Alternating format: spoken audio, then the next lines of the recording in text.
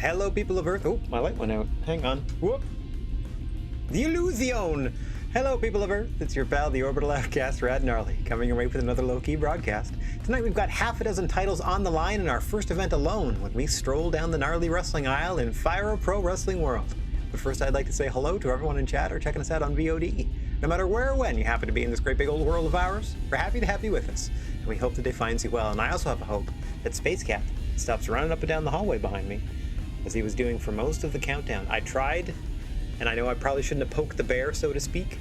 I tried to like play with him a bit to be like, okay, we can get, yeah, but I gotta be on the, we're gonna do like the wrestles and stuff, so could you please just, oh, he's all jazzed up though. It had the opposite effect. It was like, I guess it was like a really good nap to him, where he was just, yeah, there he goes again. Now, last time he was this razzmatazz, he made a big old mess, and we had to have a polite conversation. So here's hoping he behaves. All right, so as I alluded to in the intro there, we have a lot of titles on the line. We have a lot of guests in the building tonight. I pre-gamed a little bit and booked this, and then also got to the event before we went on the air, because I wanted to make sure that everybody showed up for work. So they have. So let's get over to our matchup screen for our first event. I'm going to do this as well, just to let you know what we have in store overall on this first card that I've already booked up. I like the fact that I can share with you my booking notes. Hiya! So there we are. Here's what we're putting pen to paper. We're starting off with some 6-person tag team action, some trios action, it's quicker to say. In our junior heavyweight division is Darby Allin, Buddy Murphy, and Becky Lynch are going to be taking on Flamita, Yohei, and Dave Mastiff in what is a preview of a #1 contendership junior heavyweight title tournament that we're having starting in the next month. So the second show that we're going to be putting on today. And then following that, this is where our guests start to arrive. Kazuki Hashimoto is in from Big Japan Pro Wrestling and will be teaming up with our very own Kenny Omega to take on Kaden Carter, coming back in from NXT. Remember, she had that impressive, although she was on the losing end of things, but she had that impressive showing against The Undertaker, and she will be teaming up with Hangman Adam Page. Now, to begin our half-dozen title matches and to further highlight some more guests in our midst, we have Leona Fujinami from Pro Wrestling Noah in to face Jushin Liger for the Legend Junior title in match number 3. Match number 4 is just one of those, I would like to see this singles match, so we're going to see Brody Lee versus The Undertaker, as there are sort of percolating issues between the Standard and the Doldrums, as well as Undertaker out and the Standard. So there seems to be some sort of uneasy alliance between The Undertaker and the Doldrums that might come into play in further and future matchups. And then we are trying to capture the Legend Championship, currently held by Masahiro Chono, who's just like a European free agent.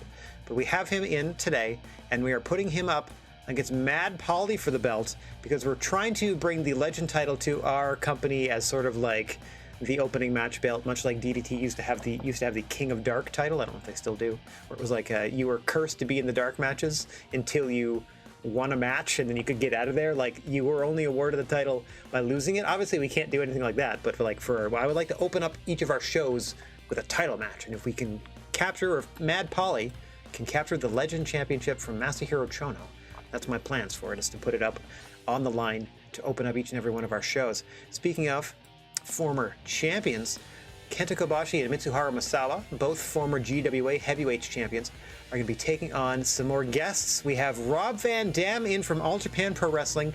We'll be teaming with Bateman from Ring of Honor. Don't know too much about Bateman, but we have so many guests today, at least for this first show, that I had to whip up some cue cards that at least tells me where they're from and what their signatures and finishes are, so I'll at least be able to track the action. And then we're still trying to get the WWE title back to the WWE proper. So Bobby Lashley is in. He is still a free agent. And we brought in Jimmy Uso from the WWE to attempt to take those titles. And then the tag belts are on the line. Yuji Hino and Rey Fenix, representing the Doldrums, are taking on Kazuchika Okada and Keiji Muto from the Squared Circle K. Last week we saw Mike Bailey defeat Becky Lynch for the opportunity to face Ilya Dragunov for the junior heavyweight title. So that is our semi-main event of this first show. And then in the main event, newly minted GWA champion Steve Austin has his first title defense, excuse me, as I'm rolling back there accidentally, has his first title defense against Kurt Angle. So Steve Austin's first defense of the GWA title is going to headline the first of 2 shows that we're going to put up today. I already have pre-booked most of the second show.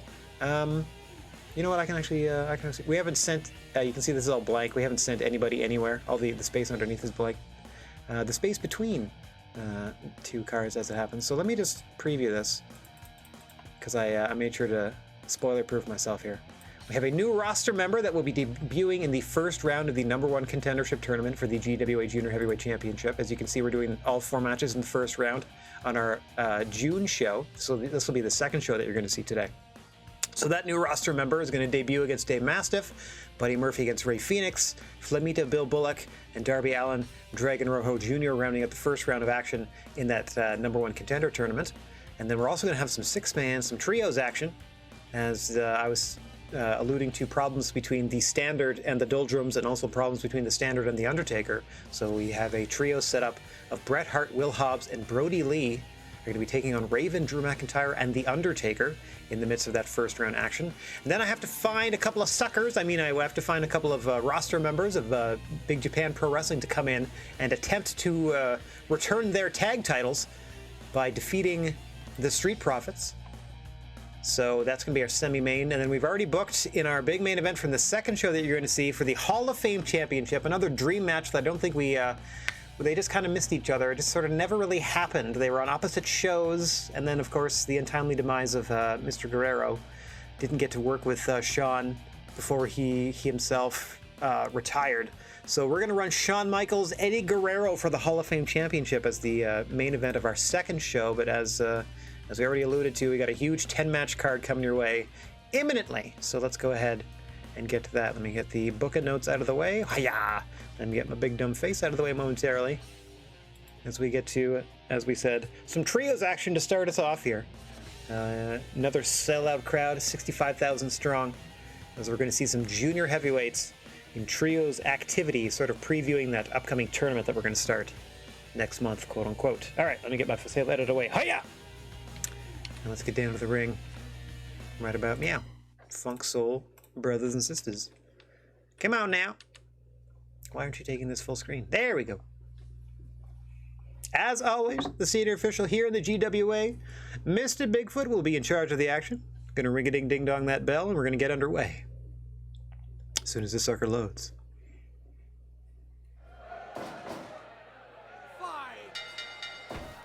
Here we go, Dave Mastiff and Darby Allin starting things off for their respective squads. You see Darby Allin's partners, Becky Lynch and Buddy Murphy there in the blue corner. Once we get a gander at the red section as well, we're going to point out Dave Mastiff's chums. There's Yohei in the purple. The multicolored hair and the masked gentleman is Flamita, rounding out the trio on the red side of things. As we said, somewhat of a preview of the upcoming #1 contender tournament for the GWA Junior Championship. 4 of the 6 competitors in this matchup will be seen in that 8-person single elimination tournament starting next month. We don't have weekly events, so we have to find ways to stage tournaments and segments. Sometimes we'll do one-night ones. I think our roster is too large, although I could probably figure out some way to get another sort of round-robin tournament in, but that might take an entire calendar year in the game. Hang on! The magic has been killed there for Darby Allin on his way out of the ring. Thankfully for him, he's no longer legal and is going to have time to recover. Currently in the ring, Buddy Murphy there in the white and purple shredded shorts. Up against Yohei. Buddy Murphy, also known as one half of the Mad Buds. Mad Polly and Buddy Murphy, usually occupying the opening match space. Buddy Murphy keeping that tradition alive here for that crew. In your opening trios contest here. This would, if I were booking this as an actual pay-per-view, this would be your dark match or your pre-match or your pre-show matchup. After we'd hyped everything and before the final video package to get you to order. We'd put on some junior action and sell that tournament that we're starting next month. Preview things to come. As we now see Flamita and Becky Lynch for the first time. So now at the 5-minute mark, all 6 competitors have seen a little in-ring action here. Just getting warmed up. Oh, vicious chops from the demonic Flamita. I'm led to understand this is a rather specific variation we're encountering at the moment. Certainly potent strike game on display so far. Nice arm drag there. A lot of impressive lucha arm drags as part of our creative moves here in Fire Pro. Once I added CMLL and AAA, those showed up by the dozen. Hang on. Quickly into an STF there goes Dave Mastiff. Becky Lynch able to escape. A little boost from Darby Allin there to help her make her way back to the corner to tag in the third partner of that trio, Buddy Murphy, who's headed to the top rope.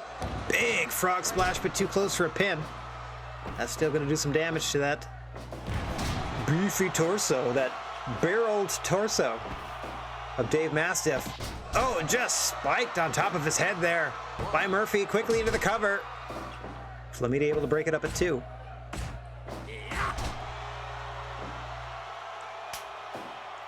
All 6 competitors here want to put on a good showing. The 2 not involved in the tournament, Yohei and I want to say Becky Lynch, want to show it was a mistake to leave them out. Meanwhile, the other 4 trying to set a message to their other competitors in that very, very exclusive 8-person junior heavyweight #1 contender tournament that we're going to be starting next month, aka the second half of the broadcast. I'd like to thank Spice Records for their continued sponsorship of this. The action brought to you when you stroll down the gnarly wrestling aisle. Can be able to tag up there. Oh! Giving Darby Allin a little bit to think about before Yohei takes over, or at least attempts to take over. Allin fighting his way back. Bit of a mistiming there for Yohei, relative newcomer to the GWA Junior ranks. He's had a few high-profile matchups thus far, but most roster members are eventually thrust into a high-profile matchup sooner rather than later. Back and forth they go now. Darby Allin coming up on the receiving end. Off the ropes comes Yohei. Nice leg lariat right in the face paint.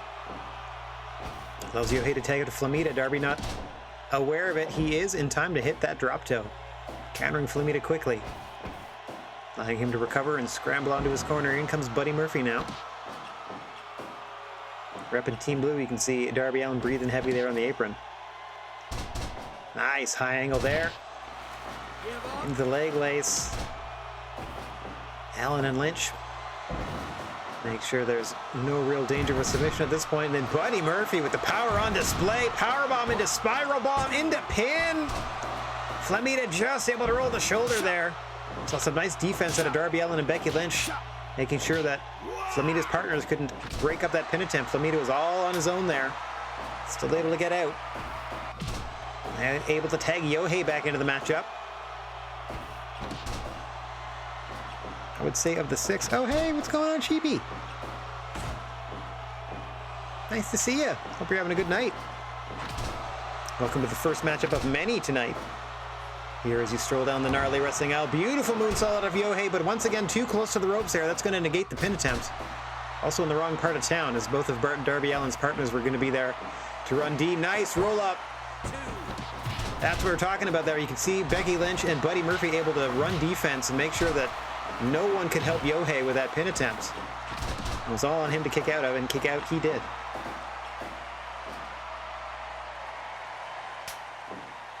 Able to scurry back to the corner once more, and in comes Flamita. Against Darby Allin, gets hit with a code red, but Dave Mastiff's there very quickly, stopping things at 1. Oh, and then on the receiving end of a vicious combination from Buddy Murphy. A lot of action in and out of the... Oh, hang on. Buddy Murphy back to the... in his corner there. Holds Flamita for the roll-up. Victory roll! Almost spells victory for the team in the blue corner here. All 6 competitors in this junior heavyweight division trying to work their way up the rankings. 4 of the 6, as we mentioned, involved in that #1 contender tournament starting next month. And there's the coffin drop from Darby Allin, but he can't follow up right away. Code Red pin is useless as he tagged out to Becky Lynch. Becky Lynch with the manhandle into the pin, and that will do it. What a combination. First some Darby Allin, and then Becky Lynch in to finish Flamita off. Your winners, Buddy Murphy, Darby Allin, and Becky Lynch. Hi-ya! In your opening contest. Well, all right, the arm slam, as it's listed here. Okay, Becky Lynch picking up the big W against Flamita. I don't think Flamita's stable master, Shawn Michaels, isn't going to be too pleased with him eating the pin in that one. Okay, let's go report back to the Heartbreakers with that information. Boink.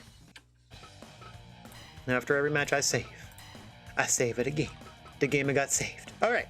Tag team action coming your way. As we said, we got a lot of guests in for this show. The first two that we're going to see are Kazuki Hashimoto in from Big Japan Pro Wrestling, who's going to be teaming with Kenny Omega, who's a GWA staple.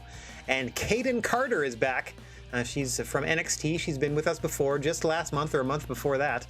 2 months ago, actually, for our organization. She was in a spirited contest with The Undertaker. She didn't quite come up on the winning end of things, but she's back here and teaming with Hangman Adam Page to face Kazuki Hashimoto of Big Japan and Kenny Omega. Kayden Carter herself coming from NXT. Let me get my face out of the way. As per usual, the creature on feature, Mr. Bigfoot, calling for the bell, and we are underway here. Looking like we're starting out with the guest in the ring. Kayden Carter in the denim outfit. Kazuki Hashimoto in the black and purple and silver shorts. There you see Hashimoto's partner, Kenny Omega, in the black and pink on the blue apron. We're going to see Hangman Adam Page in the red corner momentarily, I am sure. Kenny Omega seen some action very quickly here. Quick tag into the first minute for the team of Hashimoto and Omega. We're in front of 65,000 strong here. I like to imagine we sold out a baseball stadium for this one. In my headcanon, May is sort of our like marquee WrestleMania type event, so I'm eventually trying to build it that way. Kenny Omega quickly dealing with a double team attempt by Carter and Page by dumping Kayden Carter to the floor.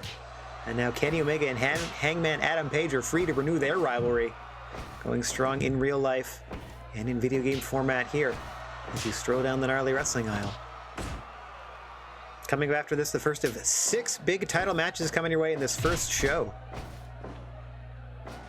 We're going to see the Legend Junior Championship defended. Jushin Thunder Liger is going to be putting the belt on the line against a friend in from Pro Wrestling Noah, Leona Fujinami. As we see Hashimoto backing Hangman Adam Page back to his own corner, initiating a strike battle here that he unfortunately comes up on the wrong end of. Hashimoto looking to impress in his debut for us here in the GWA. Must have impressed Kenny Omega to be selected as his mystery partner in this one. Kayden Carter, as we said, was here just a couple of months ago. Put in a heck of a fight against The Undertaker. So no surprise to see her in the corner of Hangman Adam Page here. And she's now toe-to-toe with former AEW World Champion and former GWA Hall of Fame Champion Kenny Omega. Hangman Adam Page, likewise a former Hall of Fame champion. For the trajectory and importance of that belt forever changed with the reign of The Undertaker. Hang on. Kataro Crusher there at a Kenny Omega. Lifting Carter up for the suplex. Nicely done. Moonsault out of the corner, but unfortunately for Kenny, legs land tangled up in the ropes. Kayden Carter having to tag back out to Hangman. Omega taking the opportunity to freshen up his team's participants as well. Now Hangman Adam Page getting his first taste. Kazuki Hashimoto, excuse me. Hashimoto makes use of something he calls the BOC, his version of a Death Valley driver. Not quite sure what BOC stands for. He told me, but in Japanese, so I didn't have time to translate. See him going to work on Page there, trying to force the referee stoppage. I'm seeing a bit of an MMA background here from Hashimoto. Also, looks like Mr. Bigfoot missed the fact that Hangman's foot was on the bottom rope there. Oh, ooh! Leave that cam on. Thank you very much for the subscription and your continued support and the ooh-woos. Thanks so much, buddy. Hope you're having a good one. How's that Destiny grinding going? Oh, a bit of a mistiming there from Hashimoto and Omega. You see Omega was looking for an out of the corner move, but Hashimoto was too busy trying to position Hangman Adam Page. And the confusion allows Page to get back to his corner to tag in Caden Carter. Carter and Omega now. 10 minutes gone. Kenny sent it in the corner at the 10-minute mark, but casually just locks Caden Carter into a headlock and drags her most of the way back into the blue corner. You do not want to give up back control to Kenny Omega. Nice powerbomb counter here. Kenny out at 1. Yeah.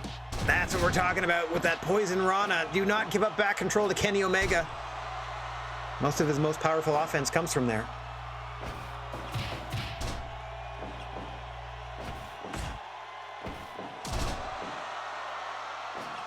The resilience of Caden Carter on display here, trying to fight her way back into this contest. As the cool, calm, and collected Kenny Omega eventually drops her with that clothesline. Bit of revenge there for Carter, but unfortunately for her, Kenny Omega no longer the legal fighter. That might take a rage out on Hashimoto. She's able to whip him into the corner. Too close for a pin attempt, but nice tries. She's now once again face locked and dragged back into the corner of Team Blue, Hashimoto and Omega. Hashimoto able to dodge the clothesline, allows Carter to tag Omega in. Perhaps too much sportsmanship being shown by the newcomer here, guesting in from Big Japan Pro Wrestling. Nice counter there by Omega, gets the armbar. Using those MMA positionings against Hashimoto. Ushigoroshi across the knee there by Hangman Adam Page. They may have momentarily stunned Hashimoto. Seems to be firing blindly here, just trying to match him strike for strike. Oh, big headbutt. Using his weakness to his advantage. Allows Kazuki Hashimoto to tag Kenny Omega back into this match. 1, 2. Page going for a cover there. Quick 2 count. Easy kick out there for Omega. I don't know if Hangman's still a little dazed from that headbutt. Nice follow-away slam. These two no strangers to one another in real life or in this video game. Another nice follow-away slam, unfortunately positioning Kenny closer to his corner for a tag should he need to make one. Hey Nate, thanks very much for the follow, buddy. Hope you're having a good day. Oh, you're just here to ask me about Hot Wheels. Oh, we can talk about it during 7 Days to Die tomorrow, Pally. I mean, I don't want to spoil things because I know Bacon's doing like a watchy thingy soon. Hang on, Poison Rana once again to Caden Carter from Omega, tagging Kazuki Hashimoto in. Oh, double team Enzuiguris there. So I'll have to try to find a way where we can sort of talk about my, I'll have general thoughts, but I don't want to get too much into like, not that there's much plot to spoil, but I don't want to give away any surprises or anything like that, since I know that there's a community watch coming up soon. We can discuss. Feel free to message me on the Discord, and I can do that in private if you want. But we can also chat about it tomorrow. Hashimoto starting to feel it here. Guest in from Big Japan Pro Wrestling, trying to impress the GWA faithful in the crowd. Wow, good way to do it is to power through that follow-away slam from Omega. 65,000 strong, starting to get behind all 4 athletes in this one. Kazuki unsuccessful in that suplex attempt. Hangman calmly countering into one of his own. Nice mid kicks there from Hashimoto. Tags out to Kenny Omega, who sponsored his participation in this matchup. Likewise, Hangman Adam Page vouching for. Hang on, V-trigger into the cover. Hangman's partner Caden Carter in there to play D and keep the match alive, keeping Kazuki Hashimoto at bay at the 20-minute mark. Oh, you do not want to give up back control to Kenny Omega, and there's another vicious Poison Rana. Third of the matchup, first one to Hangman. Follows it up with some vicious elbow strikes. Nice counter there by Page. Huge lariat off the ropes, turns him inside out. Allows him to tag his partner. After 20 minutes of heavy competition, I'd hesitate to say that either or any of these four competitors are fresh, but certainly the fresher of the two now in the match. They've gotten a little bit of rest off the apron. Had Carter and Hashimoto. Now they're going tete-a-tete. Elbow for elbow. Carter with that super kick seals the deal. Into the roll-up, dead center. 2 and no. Kenny Omega there to keep the match alive.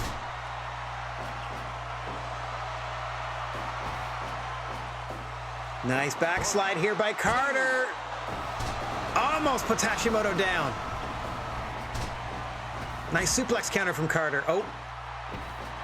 Thought perhaps a trio of pin attempts would have sealed the fate of Kazuki Hashimoto, who wisely face locks Carter back into his corner and just tries to kick the oxygen out of her lungs.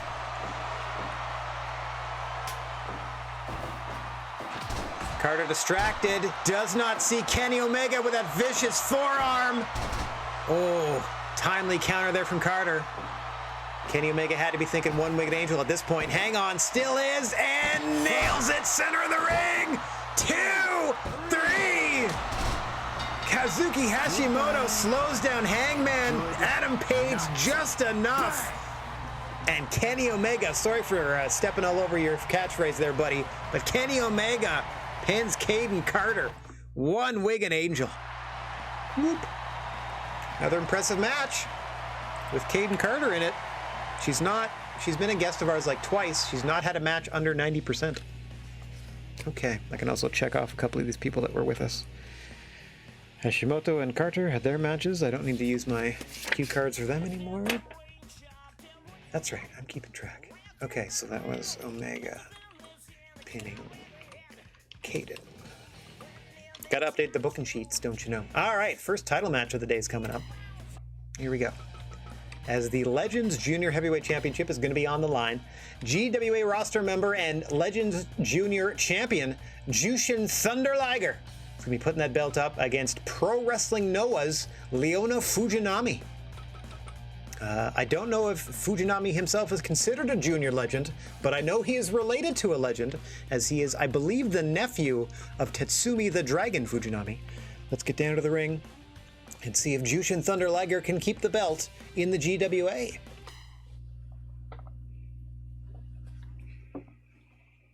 As per usual, the ref on record is Mr. Bigfoot, and he signals for the bell. We are underway in this one. Leona Fujinami there, in the black trunks with peach trim, I would say, and peach and black knee pads. Jushin Thunder Liger, of course, I should have started by saying he's the one in the full bodysuit and mask and wig. Only his hands exposed. Likes to get a feel of his opponent and leave his palms free for those dreaded shotei palm strikes that he uses oh so well. I expect a strong ground-based technical style out of Leona Fujinami here. Let me flip to the proper page. Yeah, he's gonna be looking for a snap version of a double arm suplex as its finish. But much like his uncle, he makes use of a dragon suplex, as well as some very interesting lucha-inspired pinning combination lockups. Liger trying to slow things down. They Boston Crab, but the legs of Fujinami not nearly worn down enough.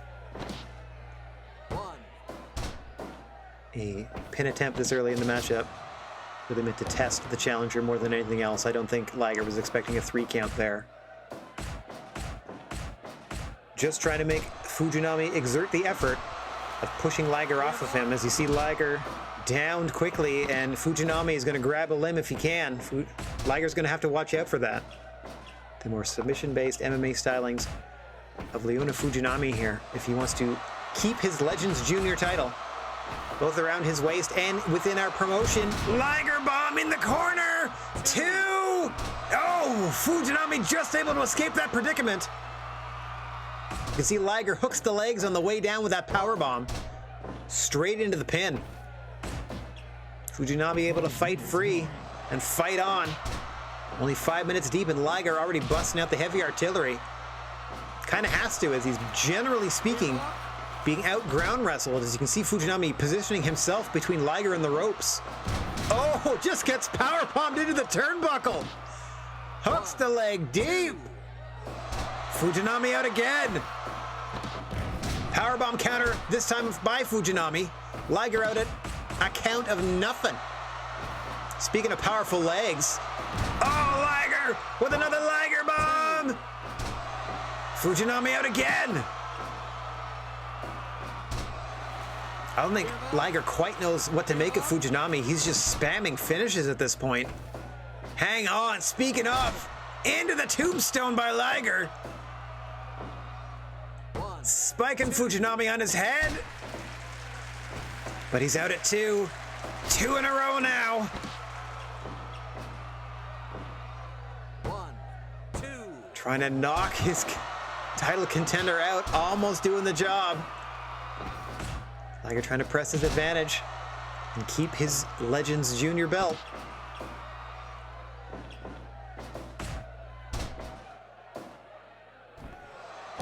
Nice diving elbow there to the small of the back. Liger going up for a second. Shooting star press to the butt this time. Trying to squish the glutes and rolls him into the Magistral. Fujinami out again. Liger starting to vary his offense. Other than power bombs, Fujinami sticking to his game plan, trying to ground Liger and then grab a limb. Drag him away from the ropes. Smartly done. Once again, into the armbar. These are going to get deadlier and deadlier as this match wears on. Nice insecurity there by Liger. You just heard the call there. We passed the 10-minute mark. Another elbow to the small of the back, trying to seize up the torso of Leona Fujinami. Is Jushin Thunder Liger. Hang on, small package by Fujinami. Liger out, just at 2. Nice dragon screw there. Shades of his uncle Tatsumi.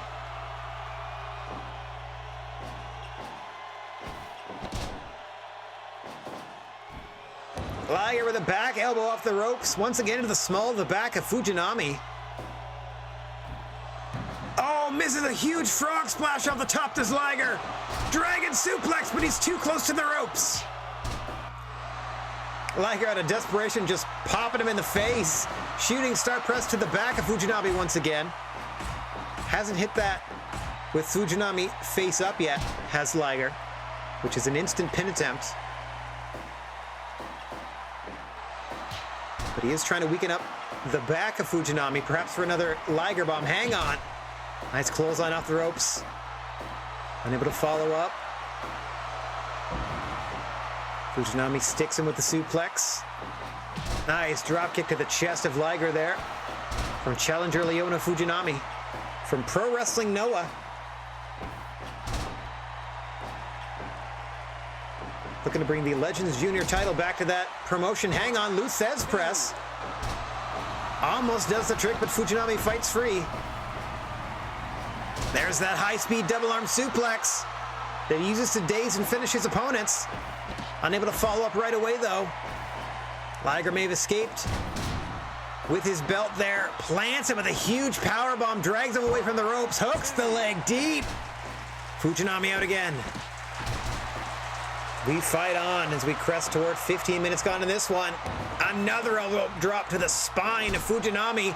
Countered with a small package, but too close again to the ropes. Very hard to position things in the southern and northern quadrants of the ring. You kind of want to go for the center for your pin and submission attempts. Or east-west if you need to do something off the ropes. There's that shate, that palm strike under the chin. Right on the button of Fujinami. Oh dear, you can see how dazed he is. He almost knocked himself out by tripping into the turnbuckle. Liger going up. Shooting star press to the small of the back. La Magistral. 1, 2.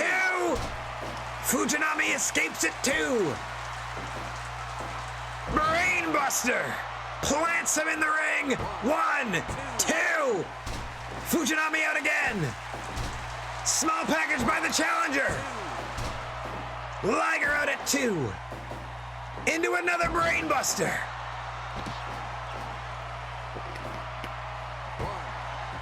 2. Liger making a mistake by not hooking a leg there. Could have had him, in my opinion.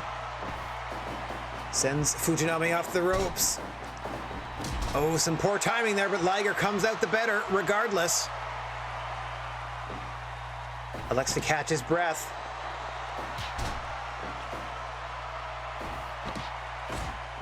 Fujinami going to be looking to ground Liger and grab a hold, but he's planted with another powerbomb. Big frog splash, but too close. Leona looking to capitalize. Another pin attempt, but again too close. Gotta watch those ropes. I feel like the GWA rings are rather spacious as it is. What's this? Fujinami going to the top. Diving crossbody. 2. No, Liger just rolls the shoulder. Fujinami pulling on all the stops. Some rare top rope offense from the submission-based grappler. Throwing Liger with a German suplex and then getting hit with a Liger bomb for the win. Jushin Liger retains. Fujinami may be hurt. He had landed really high on the head and neck there with that Liger bomb. My word. Legends Junior title retained in a heck of a contest. I love it. I love it. Because this means not only we're putting on good matches, we are putting on good matches that feature like friends of ours coming in, because we're friendly with like every promotion in this wrestling universe.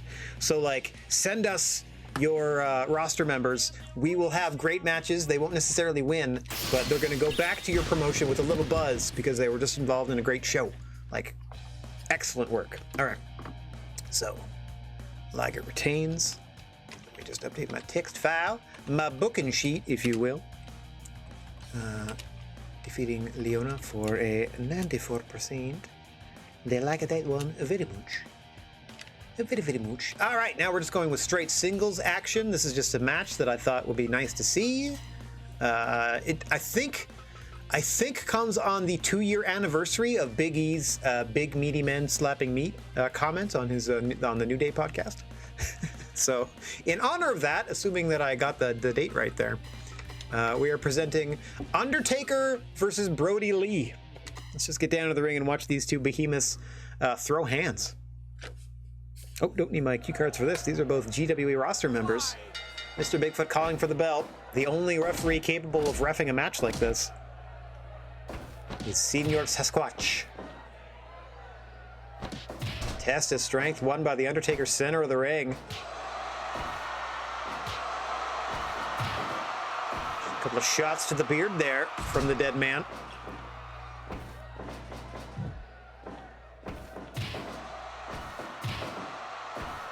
Both men just sort of trading strikes back and forth in these opening moments here. Taker's going to look to take advantage and take advantage early. Has a habit of hitting his choke slam at about the 5 to 7 minute mark and tries to hit that last ride before the count of 10 minutes have passed in his matches. Here for a good time and not a long time is the Undertaker. You see those vicious strikes on effect, but Brody Lee, impressive ability to absorb punishment there. Keeps on fighting. Whoa. Undertaker ducking a strike. The most prolific striker in the history of carbon-based life forms. We are paid to describe the Undertaker that way. Back and forth they go. Brody Lee winning that. Strike battu. Undertaker working the midsection.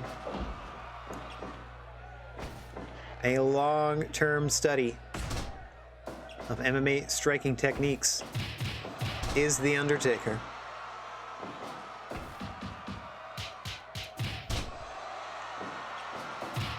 As he's throwing those punches and bunches now. Oh, nice suplex counter there by Brody Lee, but Taker back to his feet first. You can see Brody dazed there from all those repeated shots. Big boot, but Brody absorbs it. Can't follow up, though. It takes a lot to get the better of the Undertaker. Surprising 1 count. That just must speak to how Undertaker's winded himself. Hang on.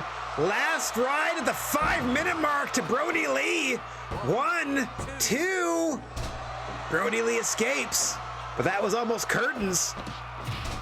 for the muscle of the standard. 2 in a row now to the big man. Undertaker looking to send a statement to the rest of the locker room. And that will do it. Goodness gracious me, a dominating performance by the Undertaker there. Mopping the floor essentially with Brody Lee. Not nearly as competitive as I was anticipating. Yeah, what a stinker. All right. Wowzers. That's too bad. All right, well, you know, everything before it was in the 90s, so we're going to be okay average-wise. Here, I know what'll make him happy. Let's put another title on the line quick. Oh, good. Here we go. The Legends Championship is now going to be on the line, as we've invited Masahiro Chono in, master of the STF, to face Mad Polly, our normal opening match warrior. My plans for the Legends Championship are, if we're able to bring it to the promotion, if Mad Polly is successful here, is to use it in probably the first match of every single one of our shows going forward and have it be the sort of like, you know, introductory title, sort of the, you know, the lower card, or the, you know, opening match title, championship, and ironically named the Legend Championship, of course. All right, so that all said, it's all up to Mad Polly here to represent the GWA against free agent Masahiro Chono, so I don't feel too bad. The Legends promotion and the Hall of Fame promotions don't exist anymore, so I won't feel too bad if I end up using their belts. The Hall of Fame promotion was only ever able to crown a heavyweight champion before it went out of business, so that's why we were quick to snatch up that championship. The Legends promotion fell, I'd say like a year or two after in terms of the wrestling like timeline within the game. So we've sort of, you know, we've sat back for a long time. We only grabbed the Legends Junior belt here at like the end of the 5th year, I'd say, and now we're in year 6, so we're going to try to grab the other Legend belt so we can just sort of like have 5 or 6 titles that we can do, half of them defended one month, half defended the next month. Anyway, all that long-winded explanation to justify why we're about to see Masahiro Chono and Mad Polly. Hiya!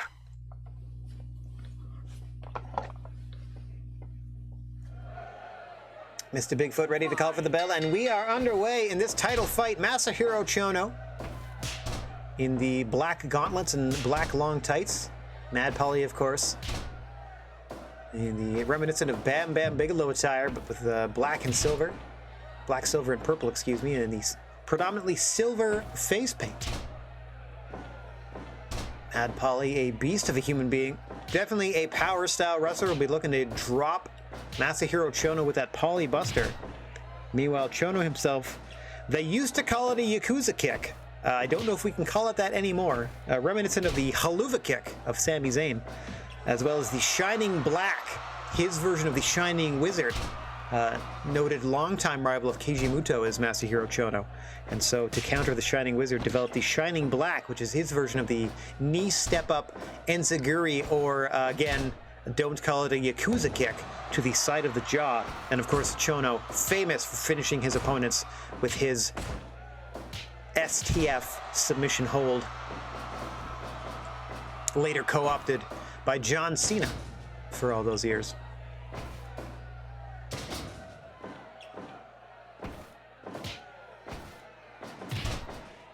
Mad Polly trying to slow the veteran down here. Chono has not defended his Legends title in a long time, has been sitting on the free agent European market for a number of months, perhaps years, but has obviously kept himself in tremendous shape here. God style pile driver out of nowhere into the cover. Polly out at 1. Was not expecting that variation of the pile driver to be immediately busted out in this matchup, but like we said, Chono has had a long layoff. Probably wants to end this thing sooner rather than later. Don't know if he quite has the stamina he would have if he was in regular competition. Meanwhile, Mad Polly has been with the GWA for a number of years here. Hang on! Dragon suplex that Chono rolls right through. Anyway, Mad Polly in fine shape, as you can see by the velocity and ferocity of that clothesline to Masahiro Chono. Trying to take a breath and get himself back into this here. Nicely done. Not to be outdone, Chono throwing Paulie with that suplex, but Paulie not to be outdone, rolling through and getting right back to his feet, much like that tiger suplex from Paulie to Chono earlier in the match. Nice drop toe. Thought he might be going STF, as both of these competitors are bringing out the more impactful moves early in this one. And there you see the step holder, the step over toe something or other, I forget, face lock, step over toe face lock, I think is what STF stands for. Oh, big choke slam by Paulie as he breaks the STF of Chono. Russian leg sweep counter by Chono. Trying to roll him back in position perhaps. Oh, Paulie back to his feet, hang on. Another Gotch style pile driver by the Legends champion. Trying to keep rolling here. And put away challenger Mad Paulie. There's the shining black. That kick to the side of the jaw there. Into a huge powerbomb goes Chono. Paulie fends him off for now. See if he can get back into this thing. Trying to position Chono for a larger move perhaps. There it is, the Paulie Buster! Spikes him, but he can't follow up. Not before Chono can get back to his feet at least. And back to the assault. Another huge powerbomb by Chono. Impressive power from the Legends champion here. After so long a layoff as well. Paulie's starting to slow down as we pass the 10-minute mark. He's definitely built for power and not speed. Is the normal opening match warrior Mad Paulie able to avoid that enziguri? But not that powerbomb. Chono having his way with the challenger here. Another variation of the shining black, and this could do it.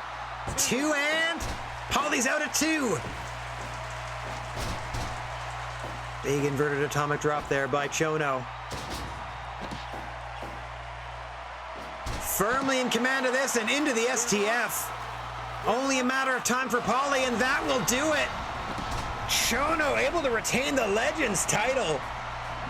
Telling the crowd it's going to be a long day before someone's going to take the belt.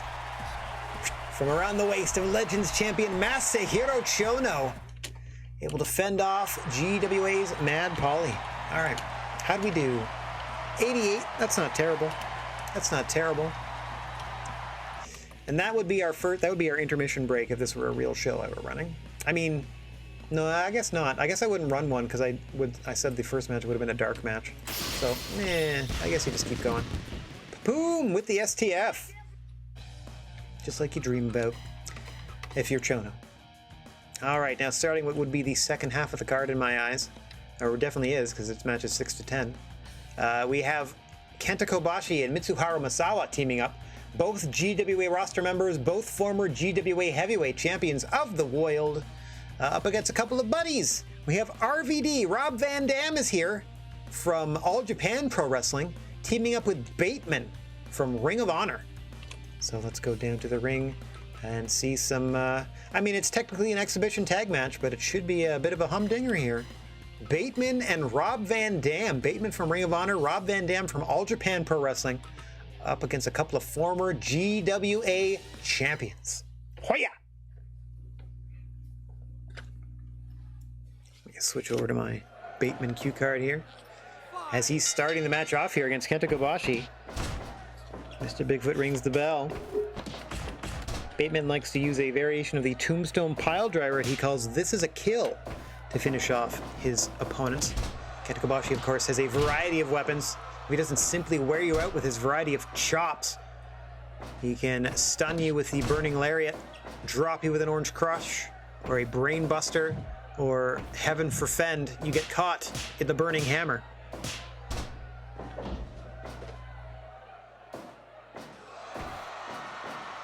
Rob Van Dam, of course, as you can see him on the apron there, in the red corner, partner of Bateman.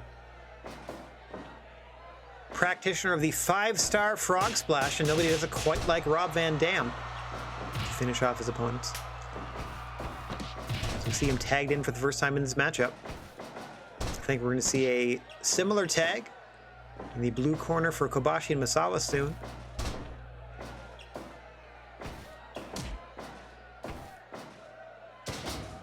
RVD into the GWA for the first time in his career here. Hang on. Now we see the tag from Kenta Kobashi into another former GWA heavyweight champion. In fact, the man that beat Kobashi for the GWA title. Mitsuharu Misawa tagged in for the first time. Both Misawa and Kobashi, no strangers to All Japan Pro Wrestling, current home of Rob Van Dam.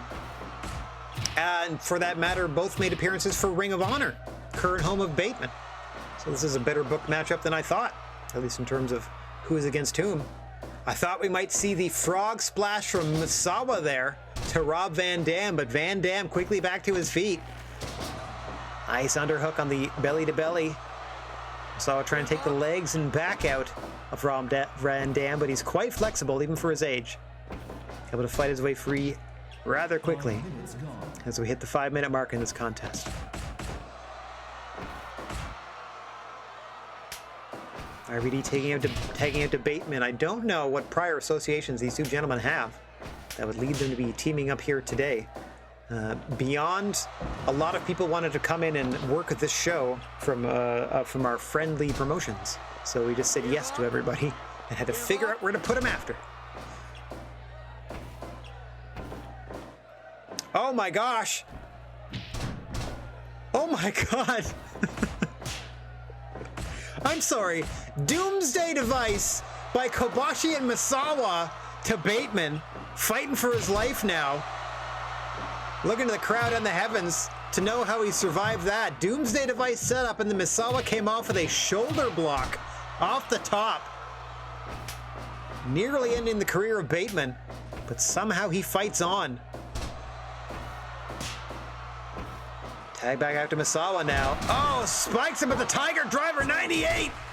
Misawa getting his leg kicked out by RVD, and the match continues. That lazy spin kick of Misawa catching the side of the jaw of Bateman, and now he goes to work with the elbow. No one throws an elbow strike like Misawa. Oh, another vicious one to the back of the head of Bateman. Bateman creating some time and space there so he can tag out before he gets knocked out. So we're about to hit 10 minutes in this one.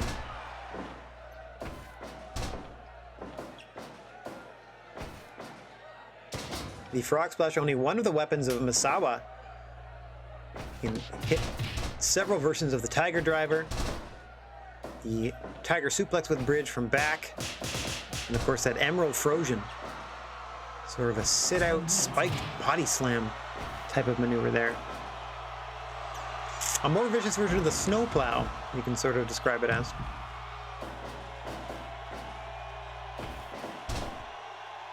And of course those elbow strikes. Hang on, there's the 5-star to Kobashi from RVD, but unable to follow up with the pin. Kobashi levels him with a burning lariat. Initially thought to tag out his partner, but then attempted to pin. Too close to the ropes was Kobashi. Now elects to make the tag.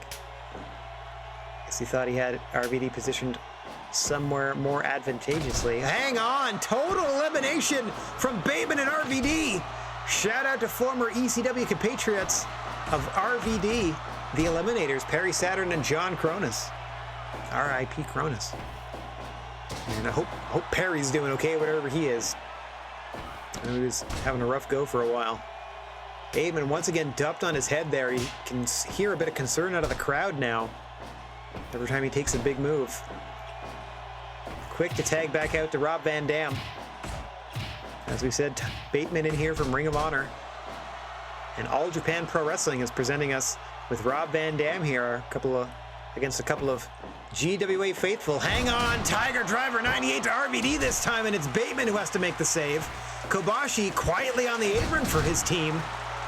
Oh, Bateman gets spiked on his dome for his troubles, and you can hear the ripple of concern in the crowd every time Bateman hits his head and neck and on the canvas. Kenta Kobashi trying to chop RVD down, and does. Oh, gets laid out. Angel's wings from Rob Van Dam. Before he gets spiked by a brainbuster. Kobashi quick tag back to Misawa. I wonder if that's indicative of some sort of nagging injury or problem there with Kobashi. I don't think normally he would occupy the ring for that shorter period of time. Oh, jeez. Some knockout shots there from the former GWA champion. The most recent former champion is Steve Austin, is the man who beat Misawa for the belt. We're going to see Steve Austin in our main event tonight, putting the belt on the line against Kurt Angle.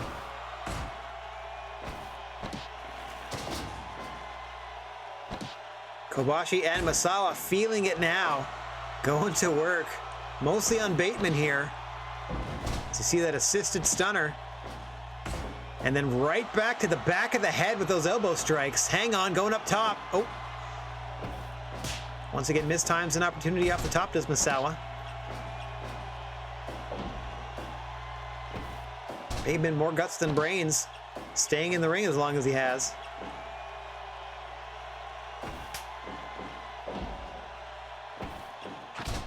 Gets dropped once again by the former GWA champ. Going up top, finally able to hit that frog splash, the big bullfrog splash from Misawa right in front of RVD, who's in the ring quickly to break it up.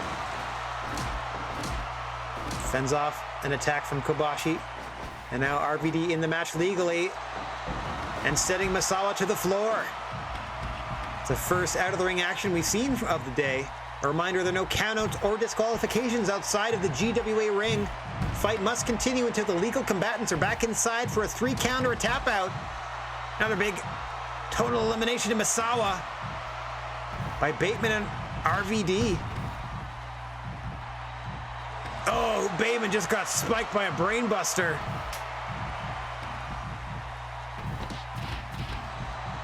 Able to fend off a double team from the former champs. Another total elimination, this time to Misawa, as we pass 20 minutes in this tag team contest that has spilled out to the floor.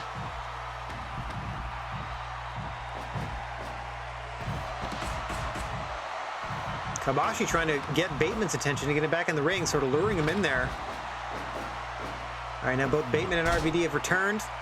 RVD and Misawa legal now. Big 5-star to Misawa. But RVD can't follow up with the pin, has to make a quick tag. In so doing, allows Misawa to tag out. Another total elimination of Misawa. But it's Bateman and Kobashi. Huge burning lariat to Bateman. Oh, backhanded chop by Kenta Kobashi. Kobashi off the ropes. Big back body drop. Nice suplex there by Bateman. Hanging in there and hanging in there. Sent out to the floor on the side of the former champs this time. RVD quickly over to help his tag team partner. And this has turned into another lawless brawl outside of the GWA ring. Hang on! Tiger Driver 98 spiking RVD on his head on the floor. He's getting chopped down to the canvas by Kenta Kobashi. Bateman trying to fight back for his tag team partner. But things are not looking so hot for Bateman and RVD at the moment. Spike with the Emerald Flosion is RVD. Fighting back as best they can.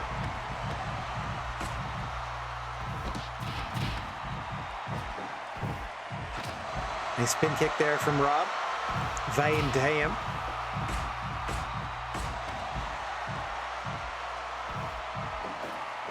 As RVD and Kobashi now, all 4 gentlemen back in the ring. This thing's going to settle back down. Kobashi waiting for Bateman for that brainbuster, center of the ring. Look at him clutch his neck. 2, and RVD just saves the matchup. Bateman in a bad way here and has been for a while. A huge clothesline, but Bateman able to counter with a big boot. Gets the tag to RVD. Likewise, Misawa tagged in. Battle of the Frog Splashes if you want it. RVD taking care of Kobashi off the apron. Oh, what a combo finish there from Misawa with those elbow strikes. Spikes him with the Emerald Frozen into the pin. 2 and 3. Kobashi and Misawa win. That thing got a little hectic. Didn't quite get into like 5th gear like some of these tag matches can, but all right. Misawa pitting RVD.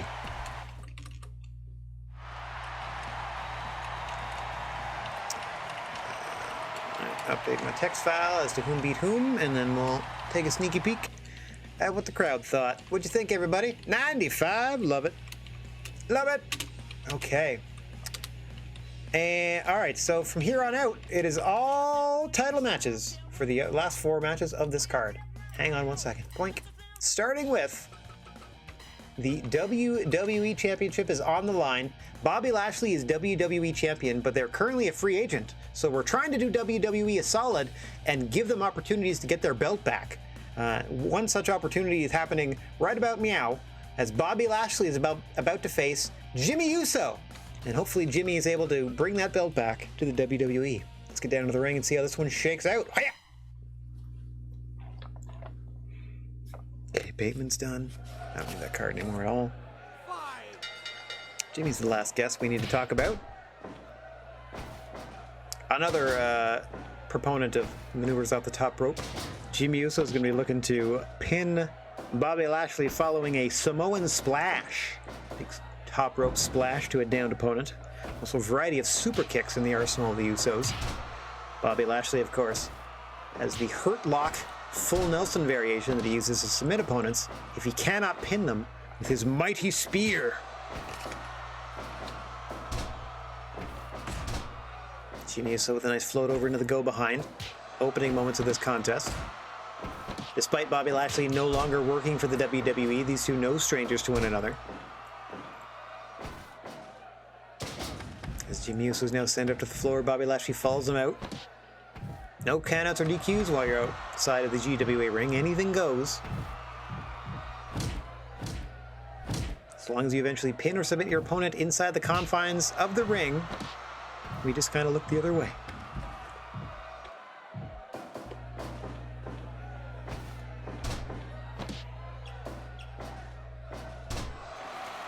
Give up. Give up. Jimmy doing his best to control the pace here. Trying to keep things slow. You do not want to allow Lashley the opportunity for his explosive offense. I don't know how sound a strategy it is, because Bobby Lashley's foundation is in amateur wrestling and then eventually MMA with a pro wrestling slant after the fact. A couple of delayed verticals out of the almighty Bobby Lashley. There's power on display for Jimmy Uso here. Hitting a quick DDT out of desperation. Trying to slow the champ down.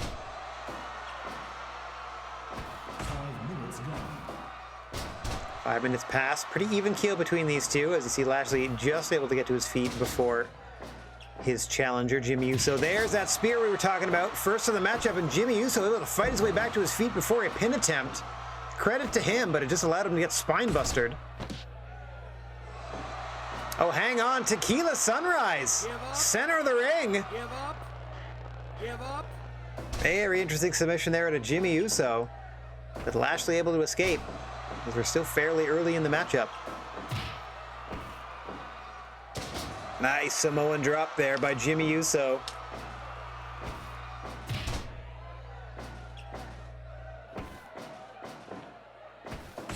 Oh, quick counter, unable to capitalize. Now he sends Lashley into the corner.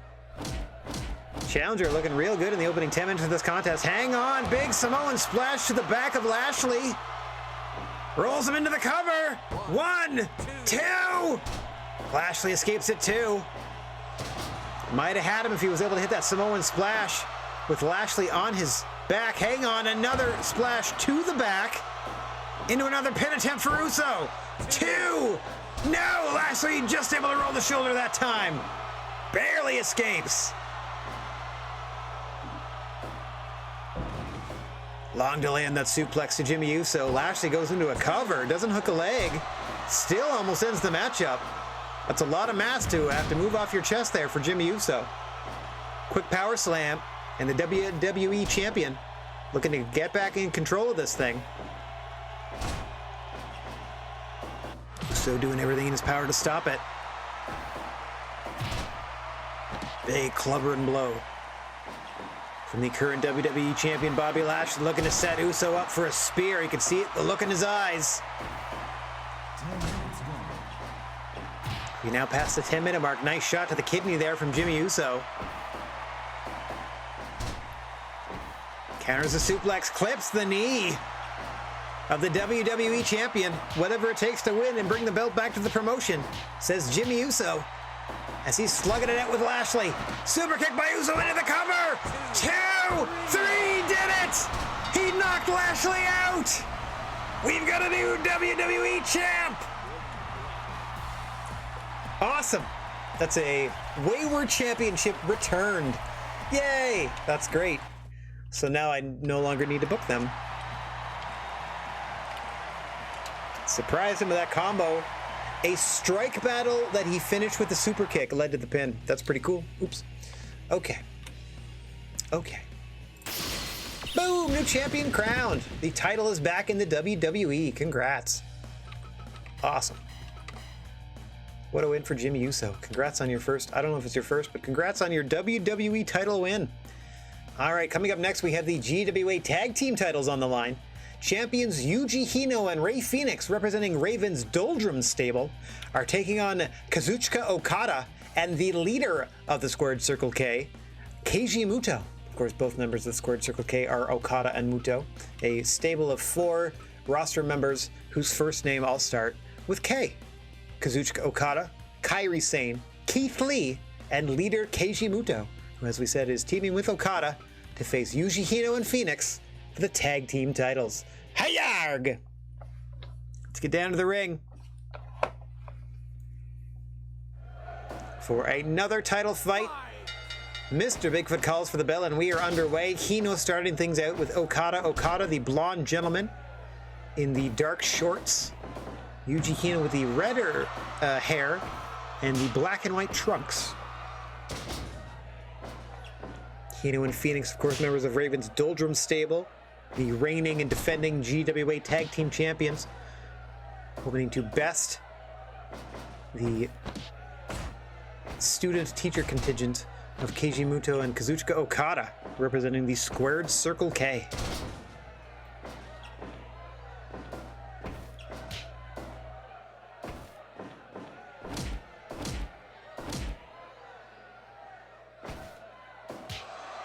Just trying to work over the shoulders of Okada, trying to neutralize the power he can get behind that ripcord elbow of his, ripcord clothesline of his, the Rainmaker. Muto in there now. Multi-decade veteran of the ring. Probably in his 3rd decade of competition. No, wait. Probably in his 4th decade of competition in real life, because I think he's in his early 60s, and he probably started in his early 20s. Loves to wear his opponents down to the ground and keep them there to finish them with either the figure 4 leg lock or, as they're crawling back to their feet, to launch off his opponent's knee and strike them back down with a Shining Wizard, are the 2 most potent maneuvers in the arsenal of Keiji Muto. But if he's feeling particularly frisky, even at 60 plus years of age, or he's close to 60 regardless, at 50 plus for sure, he will bust out a moonsault, as you saw an early application of the figure 4 there. Oh my! Quite the elevation on that back body drop out of Phoenix. 5 minutes gone. So now heading back to his corner. Another God-style pile driver. Muto was watching that Masahiro Chono match earlier. As we said, 2 long-standing rivals in the professional wrestling industry are Muto and Chono. A fight that will never end between those 2. We saw a lot of Gotch-style pile drivers out of Chono in his early Legends Championship defense against Mad Polly. Perhaps Muto sending a message back to his old rival. Let me just make a note to book that as a Legends Championship match should we get another opportunity. If Chono wants to come back.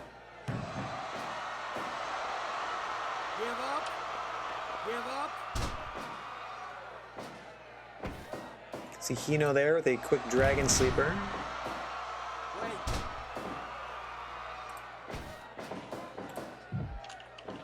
Okay, see if we can bring him back.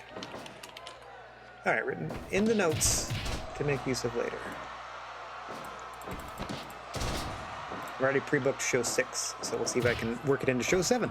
Bring in Chono back. See if Muto can take his belt. Smartly done. Squared circle corner, figure four locked in. The only problem is Okada doesn't run any defense for his partner. Give up. Now Hino has Muto locked in a hold. Again, Okada just waiting on the apron to see what transpires rather than getting in there. You would think you would be quick to join your partner in the ring when championship gold is on the line, but perhaps saving Okada's energy for later in this matchup, assuming they go long. Oh, what a combination of strikes there from Phoenix. And what a counter from Muto with that flipping kick to the face. What agility from the old man. Speaking of, handspring back elbow from Keiji Muto. Signature offense from the International Hall of Famer. Tagging Okada back into the matchup. Give up. Phoenix locking in his... Give up. I don't know if that's a sharpshooter or a cloverleaf variation. Certainly a leg lock of some sort. One-legged pancake there from Okada. As we said, he's going to want back control for that Rainmaker clothesline. Double axe handle. Oh, Phoenix able to fend off whatever Okada was going for there. Power of the team. Yuji Hino tag back in. Gets dropped by Okada. Okada with the go behind once again. Another competitor you do not want to give up back control to is Kazuchika Okada, the Rainmaker. He will hit the move named the same there.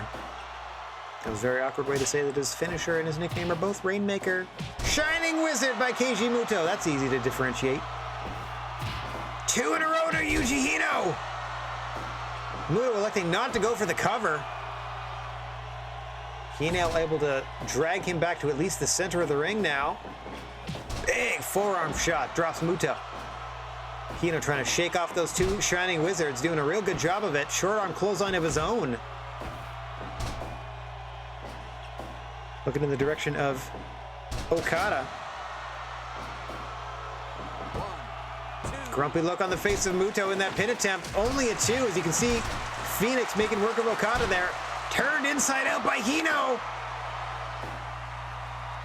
who elects to tag Rey Fenix back into the matchup. Champions got Muto in their corner. 630 senton splash out of Rey Fenix. Pulls him away from the ropes and into the cover. Muto escapes it too. Shining Wizard of Rey Fenix. But again, Muto doesn't follow with an immediate pin attempt. 2 Shining Wizards in a row. Wants to make sure he's knocked him out. Oh, perhaps signaling for Okada to come in and finish the job now, as they lure Rey Fenix back into the challenger's corner and out of the ring now. No countouts or DQ once you're out there. Muto going to work on Phoenix. Meanwhile, Okada and Hino in the ring. Oh, rolling cutter by Rey Fenix to Muto. On the floor. Grabs a chair now. Hang on. Oh, just blasts Muto across the chest with that steel chair to Rey Fenix. And then spikes him on top of the chair on the floor. Phoenix making short work of the leader of the Squared Circle K, Muto, with that flip kick to defend himself. Trying to turn his attention to Yuji Hino to help out his partner Okada. All 4 men back in the ring, and that means Phoenix and Okada are legal. And this fight can continue. Big boot by Okada, settling that strike battle for now. Phoenix back to his feet and back to his corner. Both men making simultaneous tags to freshen up their partners. Now Hino and Muto. Yuji Hino in the black and white trunks there against the wily veteran Keiji Muto in the multicolored long tights. Tried to put him out with a German suplex, but too close to the ropes there. Was the leader of the Squared Circle K. Going to work on the legs of Hino. With that drop kick and with that, oh my gosh, dragon screw leg whip, but Hino turning him inside out with a clothesline. Back and forth these competitors go. Hino looking for a pin here. Okada saving the matchup for his partner and keeping their title hopes alive. Big powerbomb by Hino. Not quite the effing bomb, but effective nonetheless. Hino sent off the ropes. Spiked with a Frankensteiner by Muto. Hino scrambles back to his corner. You can see how slowly he was scrambling, but scrambling nonetheless. Phoenix tagged in, and Phoenix leveled with a Shining Wizard.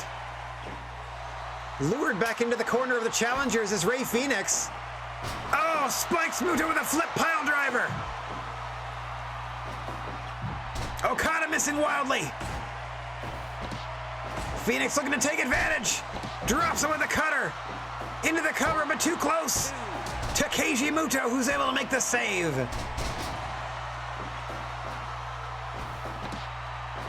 Rolls through. Phoenix once again thwarted by Keiji Muto, the only thing keeping his team's chances alive. Both Okada and Phoenix knocking noggins there. Both men down, both men back up. Phoenix placed in his own corner. Big back elbow by Okada. Going up top. Drops the elbow to the small of the back. Sent into the corner by Phoenix now. Perched atop. Okada able to counter. Drops the elbow again. This time to the stomach of Phoenix. Phoenix. Hino tagged in. I thought they were trying to double suplex Okada out of the ring. Didn't quite work. Gonna go with plan B. Big frog splash missed by Hino. Okada tags out to Muto. 20 plus minutes gone in this one. Submission attempts get very deadly. Look out for the next figure 4 attempt from Muto. It could end this match. See Okada trying to catch his breath there on the apron. Nice drop kick to the back of the leg, back of the knee by Muto. Snap suplex counter. And now sent out of the ring is Yuji Hino. Okada and Muto trying to get some double team action in before Ray Phoenix is done posing for the crowd. Shining Wizard to Ray. Hino fending off Okada for the moment. Oh, and then Muto is spiked by Phoenix. With what I'm calling a Rikishi driver. But I'm sure it has another name. Either way, Muto just took 2 of them in a row. I believe it's Hino and Okada are the legal fighters. I could be wrong. We'll see when all 4 competitors eventually make their way back to the ring once this all gets sorted out and turns back into a tag match proper. And not this outside the ring brawl. Nice snap suplex there to Muto. And now it's Okada's turn to be spiked. Muto grabs a chair. Turnabout being fair play. Phoenix grabbed one earlier. Oh, flip pile driver. Phoenix has been going gangbusters on the floor. He's had a real run of offense down there. But it does not matter until the legal fighters get back in the ring. Hang on, effing bomb to Muto on the floor by Yuji Hino. Plants him.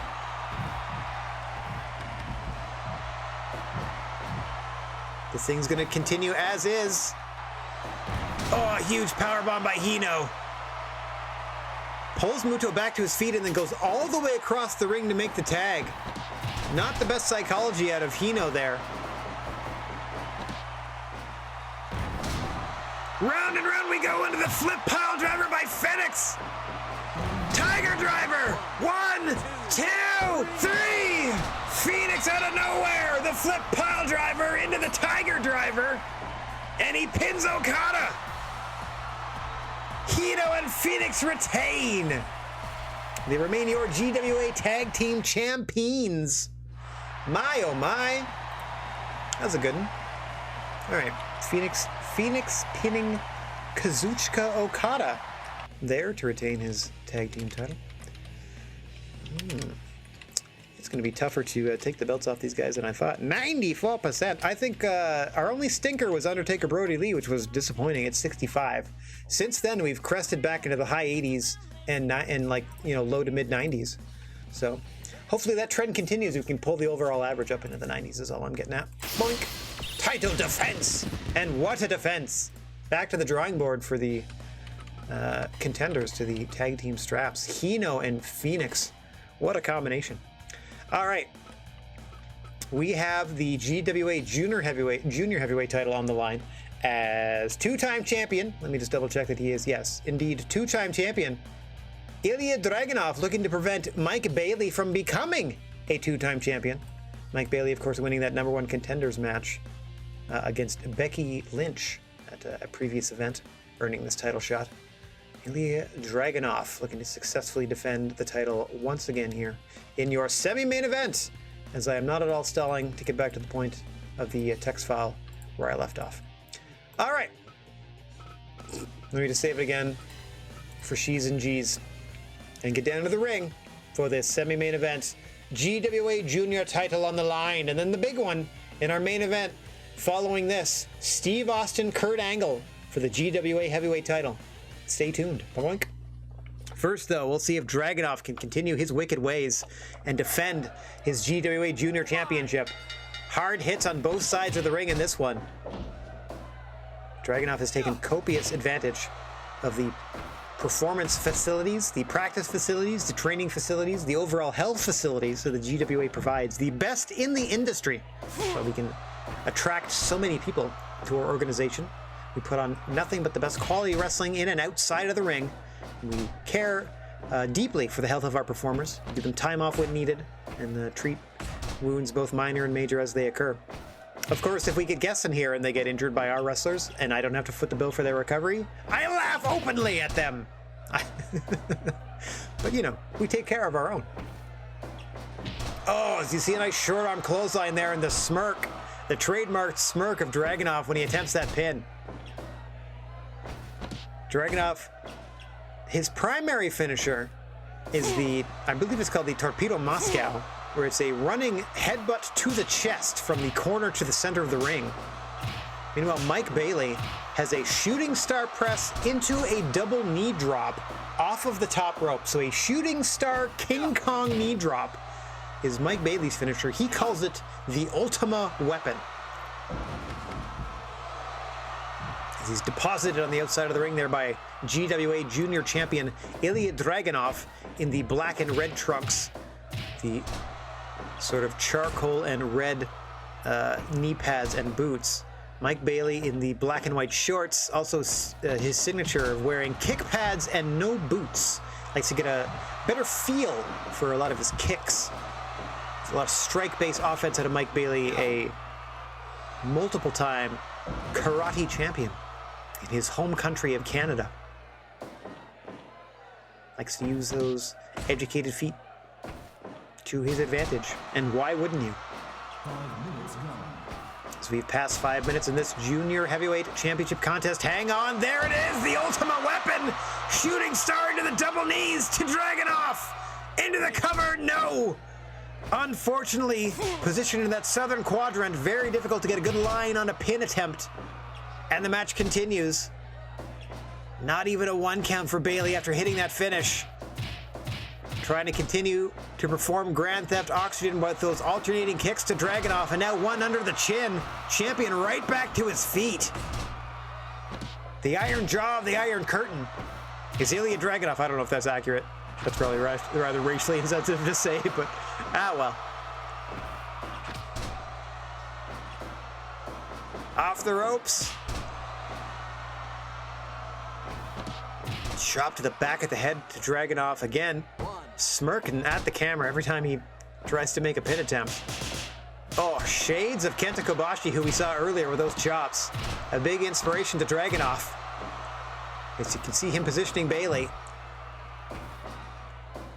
Hang on, Bailey now countering into the corner. Sets him up on the top. Big headbutt counters. Oh! Almost a 0G slow-mo senton there from Dragunov. Dropping all his weight down on Mike Bailey off the top. Backhanded chop off the ropes by the GWA Junior Heavyweight Champion. Now planting Bailey towards the center of the ring with that suplex. Challenger speedball Mike Bailey comes off the ropes. Big drop kick to the back of Dragunov. Fights his way back to his feet almost immediately. Acai DDT by Bailey into the cover. Dragunov escapes it too. Oh yes, I've made sure to tweak Bailey's moveset. He no longer has the one-winged angel, I don't think. I think he has the inversion of that move you just saw him do. The Acai DDT. If you do it backwards, it's a diamond dust. As popularized by Masato Tanaka. Acai DDT as popularized by Ultimo Dragon there. 2 in a row now for Dragunov. Bailey back into the cover. 1, 2. Oh, Dragunov just escapes. Bailey thought he dimmed the lights enough, but the champion fights on. Kicks for chops. You can see the reaction every time Dragunov lands. Oh! Bailey almost kicked his head off. Desperation suplex from the champion. Now setting him up. Rolled up, powerbomb countered up, into a victory roll, and Bailey, no! Dragunov escapes again. Tells the crowd this is it. Hits a quick senton. Buzzsaw kick to the side of the jaw. Hooks the leg deep. Got him! Mike Bailey! Crowned new GWA Junior Heavyweight Champion. All right. 2-time belt holder Mike Bailey winning himself a title. All right, 85's fine. I would have preferred a little higher, but 85's fine. Not too shabby. Boom! Crowned ourselves a new champ. Hang on 1 second. It's going to take me an extra sec to update. There we go. Okay, so Ilya Dragunov's second reign has come to an end. Let me put that down.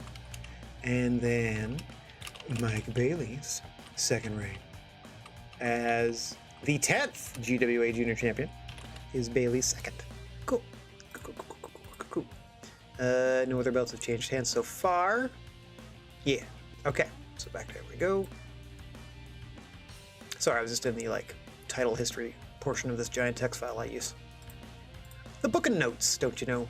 All right. I'm going to say this one more time, and we're going to get to our main event of the first show. As we mentioned, GWA Heavyweight Championship on the line. The new champ, Steve Austin, who unseated Mitsuharu Misawa earlier in this wrestling universe calendar year. First defense of the gold as he faces someone who's no stranger to gold, Olympic gold at that, as he is facing Kurt Angle. Let's go down to the ring for the main event of this gigantic card in front of 65,000 plus. So far we got an average rating of 88 overall. Hopefully if this thing hits the mid to high 90s, like I'm hoping it does, we can push that average card rating to 90, 91 would be grand. Here we go. As always, the creature on feature, because you can only set one referee per show. Senior official here in the GWA, Mr. Bigfoot calling for the bell, and the Gnarly Wrestling Isle Heavyweight Championship is on the line. Champion Steve Austin in the plain black against challenger Kurt Angle in the singlet. It is the Battle of the Baldies. Expect a more brawling style out of the Texas Rattlesnake, Stone Cold Steve Austin. In there with a literal Olympic wrestling gold medalist in Kurt Angle. Of course, both of these created characters are at the peak of their physical prowess and wrestling ability. This is Austin on top. This is Kurt Angle on top of TNA when he was, I don't want to call him by his joke nickname on the internet, but he was definitely busting his tail, let's say, to put on the best match each and every time he stepped into the ring when he was with TNA, now Impact Wrestling. Do not expect anything pretty out of the Rattlesnake. As we said, a master brawler. That is definitely his style. Formerly quite the technician, quite the hand, as they say. Quite skilled as an overall American-style pro wrestler, but unfortunately time and injuries led him to alter his style. In fact, play more to his strengths, as few can brawl better than the bionic redneck, Steve Austin.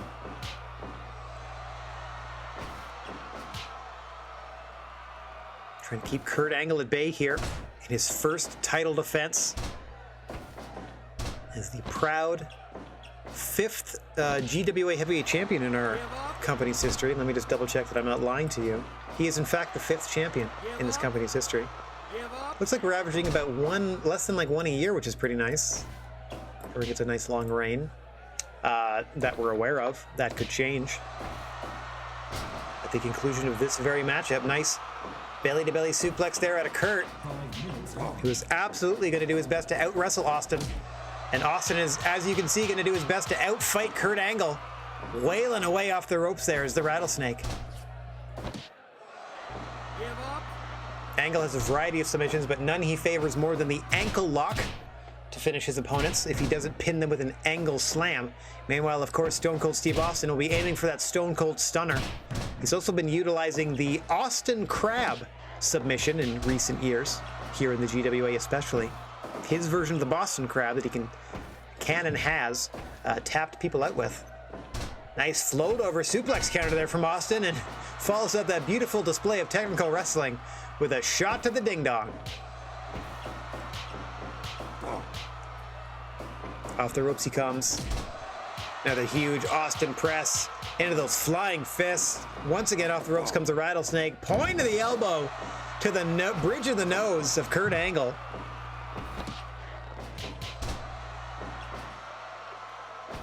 GWA champion trying to get something going there. Angle quick to try to cut him off. Kitchen sig knee lift and victory trumpets for Stone Cold. Thinks he's got the match well in hand here. Once again wailing away on the Olympic gold medalist. I believe Austin's trying to bust him open, if I'm not mistaken. Trying to see how Kurt Angle handles an open wound in the middle of a title fight. Austin, of course, no stranger to that level of violence. We'll see how a more pure and technical soul like a Kurt Angle responds.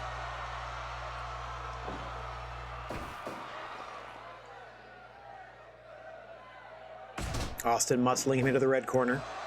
More victory trumpets. Austin all in his feels in this one. Pointing the elbow to the back of the skull this time. Angle able to counter at the 10-minute mark. Austin may have been thinking stunner. Back and Angle up into the corner once again. Once again wailing away with those heavy rights. Boom, bridge of the nose, trying to bust him wide open. No, so far no good for Stone Cold Steve Austin. Angle hanging in there and hanging in there. The longer this goes, I got to figure the more it's going to favor Kurt Angle. Probably the better conditioned of the two if I could pinpoint one advantage over the other. Strength is probably even, it's just more of a style clash than anything else. In terms of like a raw power thing, I'd put them about even, I would say. They just use it in different ways. As you can see, Kurt Angle there trying to throw Steve Austin over the ropes with that belly to belly, and Austin hits the stunner in reply. Unfortunately, he goes for the cover too close to the ropes and negates his own pin attempt. That could have been the matchup for Kurt Angle.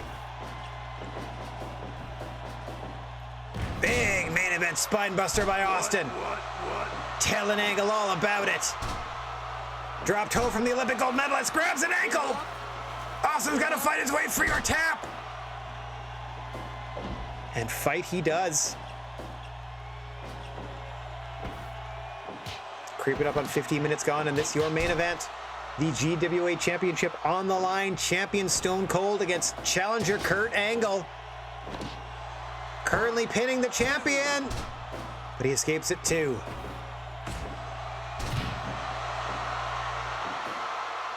Austin letting Kurt Angle hear all about it in this one. Too close to the ropes.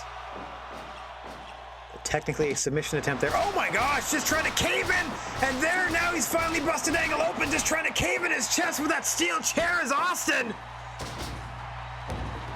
You saw the referee laying in the DQ count. He had until 5 to stop, but he has busted Kurt Angle wide open, just wailing on him with that steel chair. Austin able to fend Kurt Angle off. Tried a amateur style mount. He did. Hang on. Angle slam center in the ring.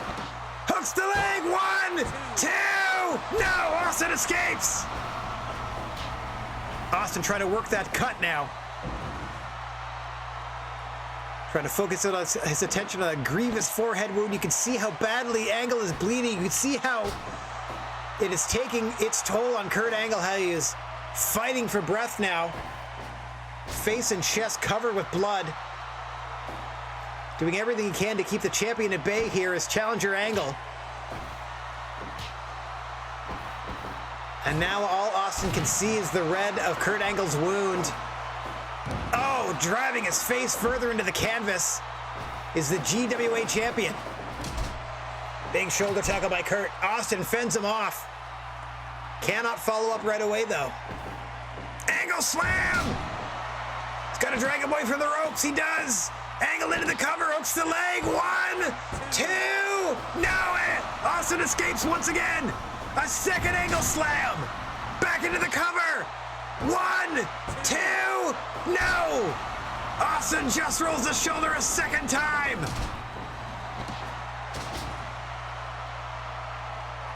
What heart, what courage from the challenger Angle after being brutalized with that steel chair and busted wide open.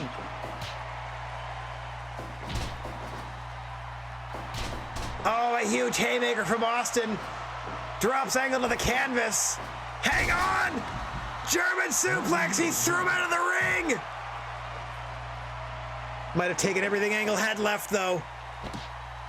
Austin missing wildly with a steel chair. Angle catches him from behind. Doesn't have the strength to lock in the ankle lock. Drops Austin with a DDT. What are you doing, Kurt? Going up top for the moonsault! Too close to the ropes. Angle in his desperation went for the moonsault, but too close to the ropes. Stone Cold looking to position him. Oh, low blow from the rattlesnake. Haven't seen Austin go for the stunner in quite some time here. He hit one earlier, but couldn't make the pin in the proper spot. Was in the wrong part of the ring, and the referee had to break the count. Nor have we seen Angle properly apply that ankle lock, as you know he can. And now that we're 20 minutes plus into this contest, submissions get a lot deadlier as Austin goes to work on that forehead wound. Oh, he's been working that all match. Angle slam! Angle dragging away from the ropes. 1, 2, no! Austin's out again. What a title fight! Angle slam by Austin! Into the cover! No! Too close to the ropes again! That's two big finishing maneuvers Austin has been unable to capitalize on. Big elbow drop off the ropes. Oh, Austin was going for that chair and Angle cut him off. Angle slam! He might spill out of the ring, and he does! The only thing that saved Austin's title was that he spilled out of the ring. Belly to belly by Angle. The challenger's inhuman. All that blood loss, and he keeps fighting at this pace. Stunner on the floor. Angle right back to his feet, daring Austin to get back in the ring. Austin goes to clubbering. Up top.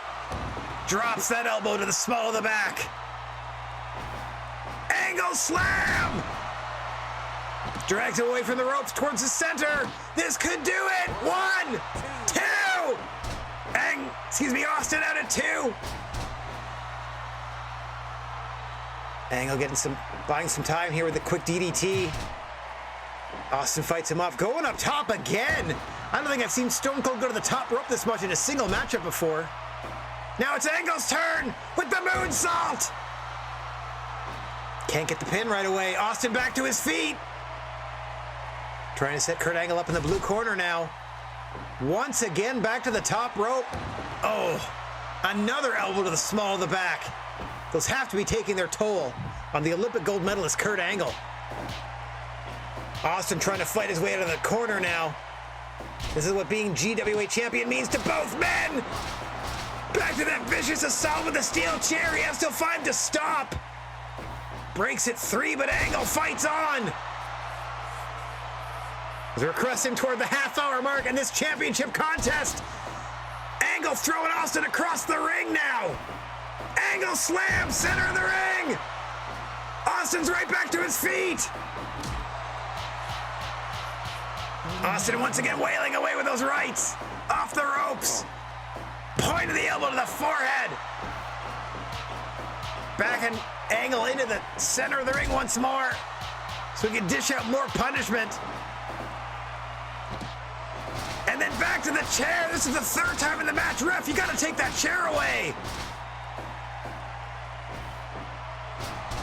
He has till 5 before disqualification.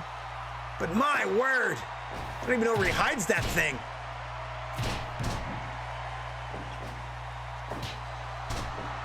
This thing could still go either way. Do not count out the Olympic gold medalist. Hang on. I may have spoken too soon. And I did. Kurt Angle worn out by Steve Austin. Look at the blood on the canvas as proof. And he retains the GWA title. Shades of WrestleMania 17. Except he didn't have to sell his soul to anybody. My word. A 5-star main event classic. Crowd loved it, as did I. What a match in your main event. Steve Austin retaining the GWA title. Boink. What a spirited contest. All right, so that's the main event. Oh, it was perfect, and we still couldn't get it to 90. I'm happy with 89, though. Like, it's close. It's close. 89 overall in front of 65,000 strong. More than that, as a matter of fact. Let's see what impact we had here. Yep. New junior heavyweight champion, Speedball Mike Bailey, 2-time champ. The 4th 2-time champ in our company's history. Jimmy Uso is the WWE champion. Oh, that's right. So let me tab over to my booking text file here and remove Bobby Lashley's name from the list of wayward champions. Okay. Excellent. We're going to work on the Big Japan Tag Team Championships in our next show. I didn't lend anybody anywhere this time, so I don't have to worry about checking anybody else's shows. And none of our friends got hurt, because I was waiting to see if any injuries came out of that, because we had a few of the people clutching their necks at the end of matches. Everybody seems okay. And we were at almost 10,000 more than capacity. We were at about, almost 9,000 more than capacity. Let's be more accurate with that. So yeah, we crammed in 73,000 people into that 65,000 seat arena, and we charmed the paints off them with that show. Holy moly. Okay, let's see if there's any exciting. Shayna Basler is the new WWE Junior Heavyweight Champion. Congrats. Fuego, I don't know which Fuego that is CMLL champ. Aerostar is the new AAA champion. Congratulations to Aerostar. Ace Austin and Rich Swann are the Impact Tag Team champions. Okay. And we made $2 million. Holy crap. Did we sell everything? We sold a lot. We certainly sold a lot. Yeah, we got a good like $650,000 in sponsorship alone. Good stuff. Okay, so we made $2 million on that one show. DDT's doing a 6-man tourney. Noah's doing a singles tourney. No problem. Okay, this is going to be a smaller show. May was a major one, and that's why it was a 10-match card. The network give us an offer to broadcast our product. It starts when our current... we have a new offer. Let's see. 2 years. It's a dip in pay, though. It's still guaranteed money. It's still national. Yeah,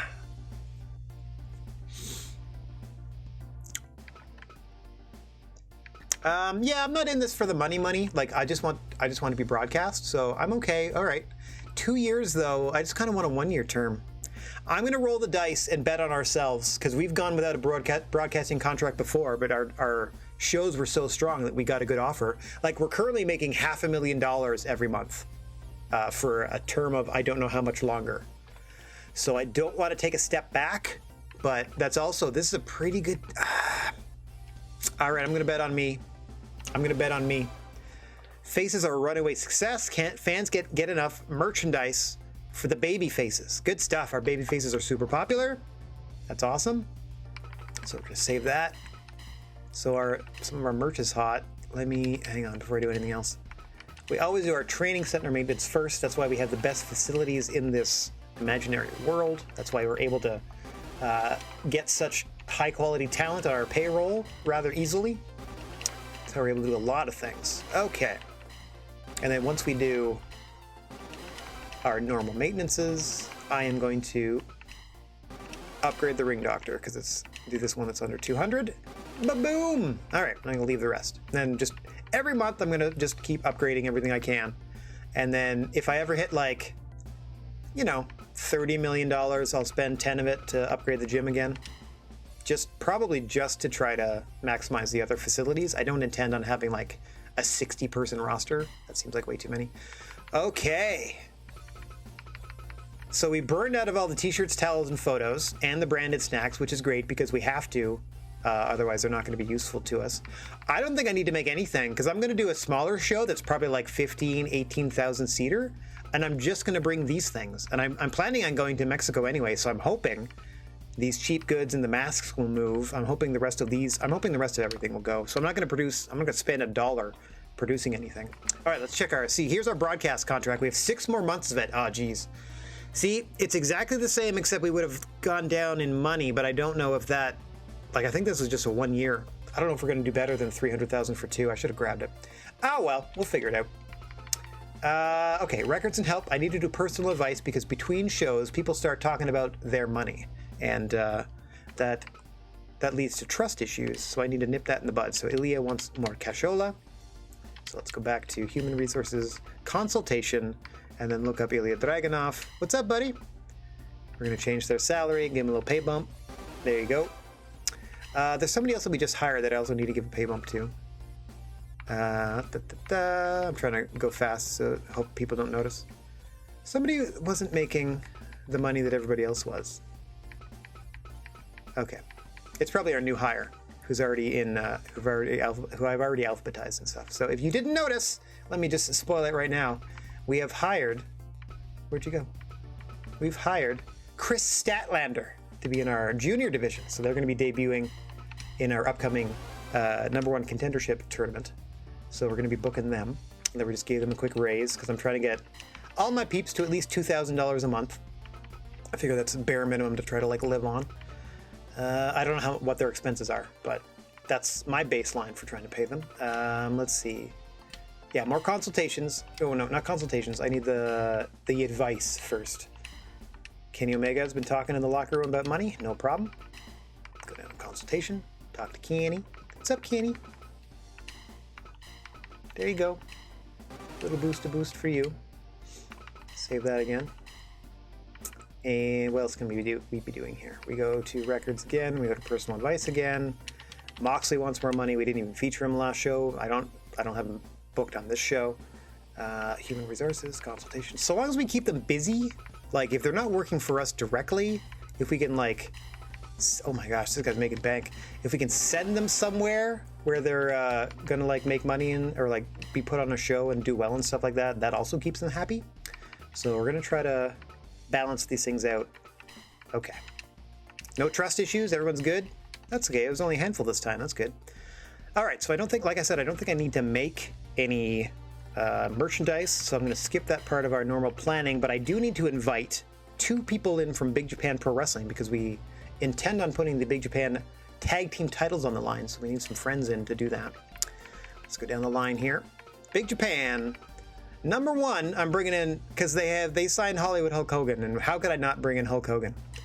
Just cause. Okay.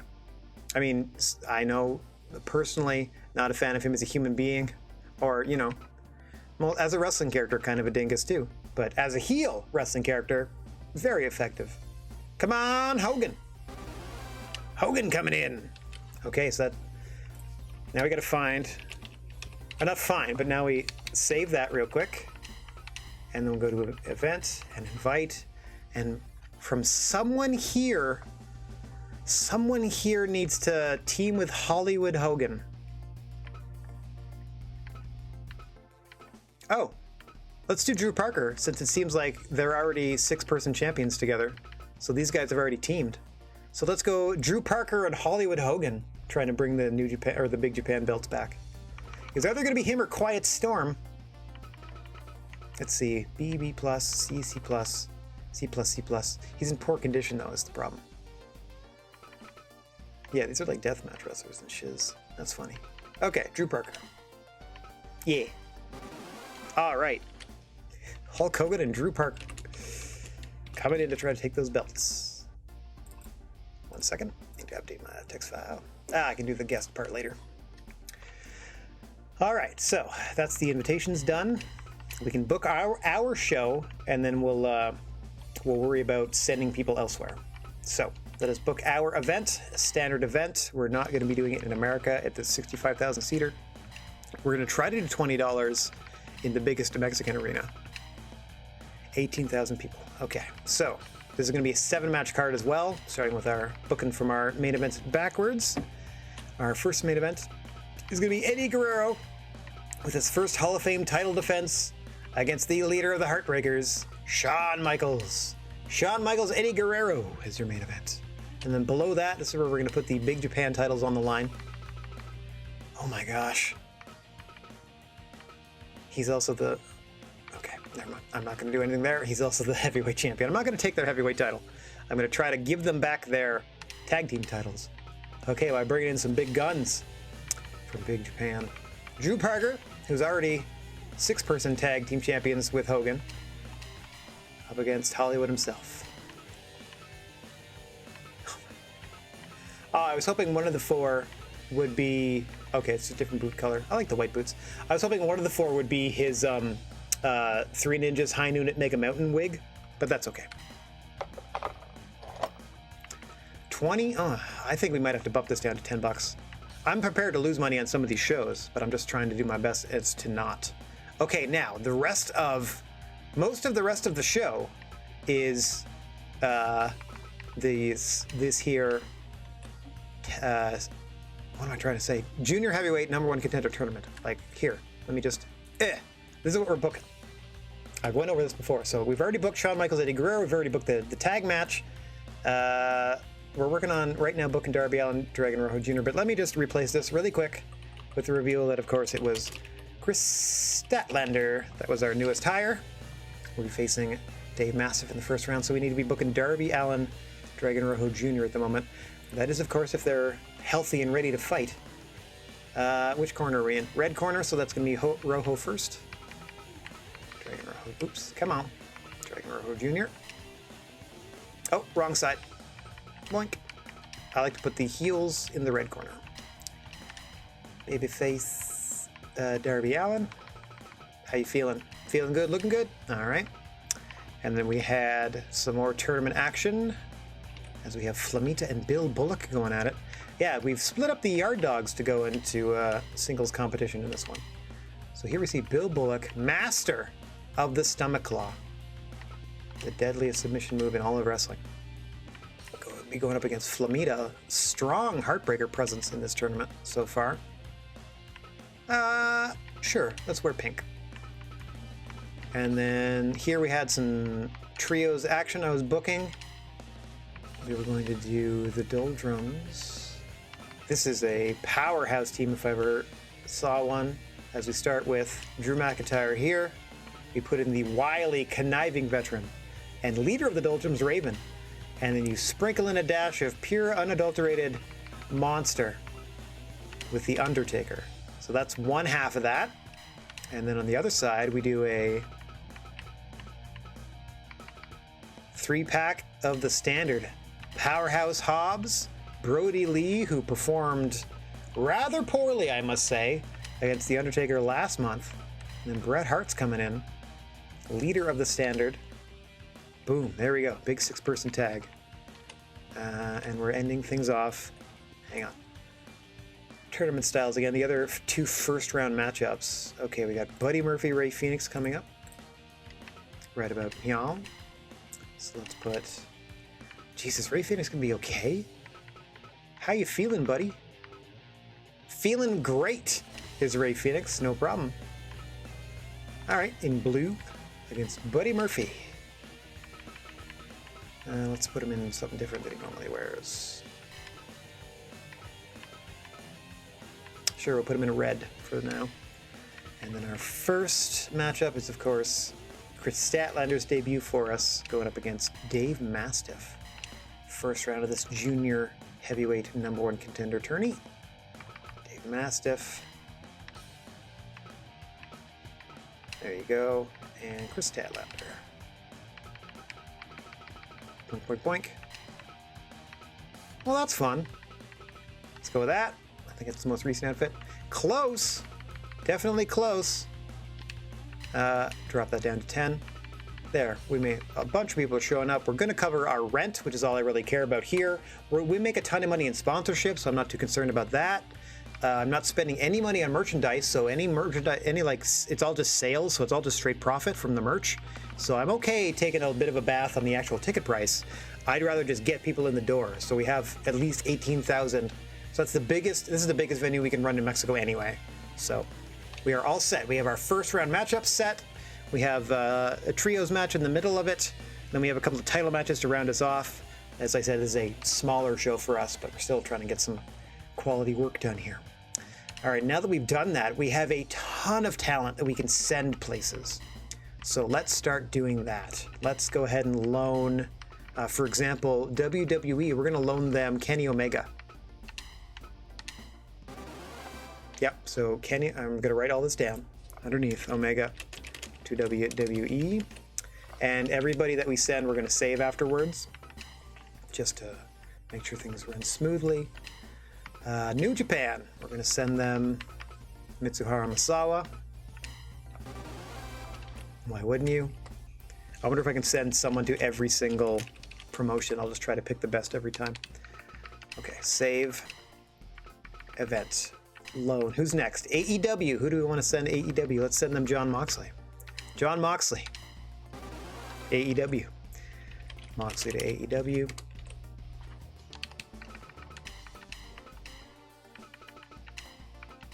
Who's next? NXT. That's another American one. CM Punk. CM Punk to NXT. We are spreading the GWA love across the entire wrestling landscape as much as we can. Okay, now it's going to get tricky. CMLL aren't friendly yet. They're getting there, but they're not there yet. So I got to send them somebody that, like a Tejano maybe. They're not super popular though. An Okada perhaps? Let's try Okada. Nope, don't want Okada. Okay. I don't want to sour that to send Okada elsewhere. So let's just refresh this real quick.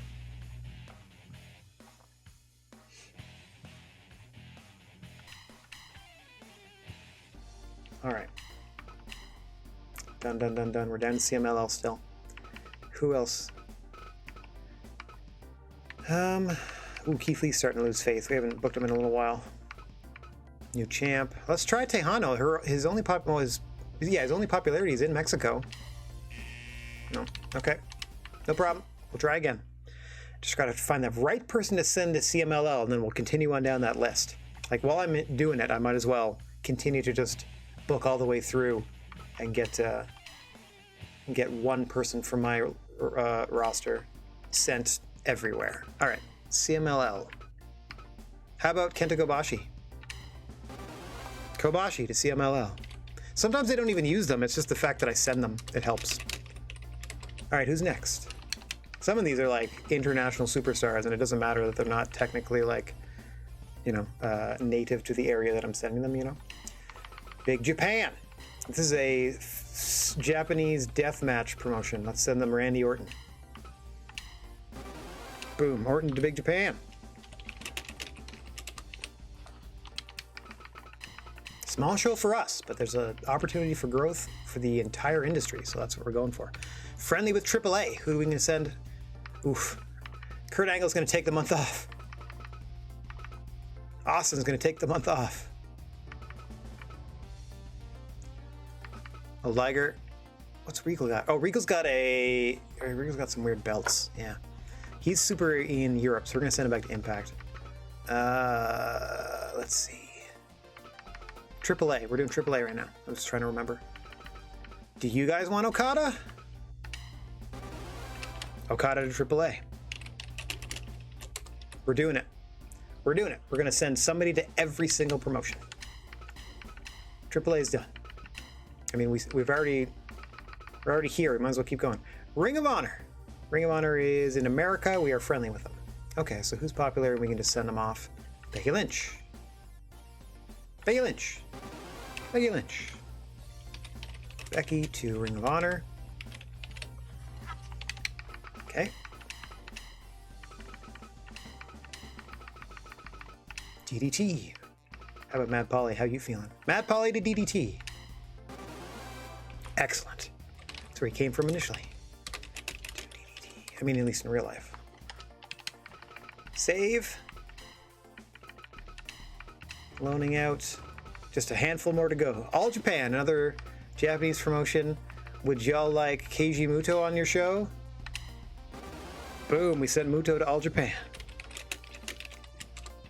We are making so many friends, or we've already made so many friends. Spreading the gospel, the GWA. Down to Dragon Gate, who only have 11 wrestlers. I feel bad for them. Okay. Getting down to it. How about Hino? Hino's okay. Hino's doing okay. Yeah! Hino to Dragon Gate. Okay. What a tour we are going to be on. Or, you know, what a tour we're sending everybody on. Okay, 3 more to go. Impact. Looking to you, William Regal. William Regal to Impact. Boom! 2 more to go. Okay. Regal to Impact. This also means that we have to take a look at every single show once we're done. Just to see what they did with our talent, if anything. Loan. Noah and GCW. Okay. Pro Wrestling Noah. Pro Wrestling Noah. So few people left. Kairi Sane. What do you think? Yeah, Kairi to Noah. And now we need somebody to send to GCW. Okay. Event, loan, GCW. They only have 9 people on their roster. Let's see. They're getting a break. Maybe Yohei? Oh, let's do Keith Lee. Fingers crossed. Awesome. Keith to GCW. That's everybody. We have sent goodwill toward all. So we have loaned at least one roster member to every other promotion, and we booked our show. I don't need to make any merchandise. We have plenty. We're in front of 18,000 strong in Mexico. We're going to do okay. We make, like I said, about $650,000 just in sponsorships. We've already covered all of our expenses before we even get to the venue. So the only thing that can stop us is if our guests don't show up. If Hollywood Hogan and Drew Parker don't show up. Normally I give people like a 3 strikes and you're out. I might still do that. I mean, we're playing on hard, so I should probably stick to that. All right, let me save it one last time and then proceed. Let's see what happens. It's just because I have a feeling that Hulk Hogan is going to be real pissy about having to go to Mexico to fight for a tag team title where he's not even the main focus. You know what I mean? Like, it's not even a singles match. All right, let's see what happens. I think we're okay. Yeah. Oh, wait. No, we're not okay. They didn't show up. It didn't give me a warning, but they didn't show up. So that's strike 1. And actually, they're not showing up didn't really affect attendance that much. So let's just get out of here. I don't know what happened, but it didn't give us a warning. I just noticed the attendance was down, and then I did a quick double check to see that there were 6 matches instead of 7. So that's strike 1.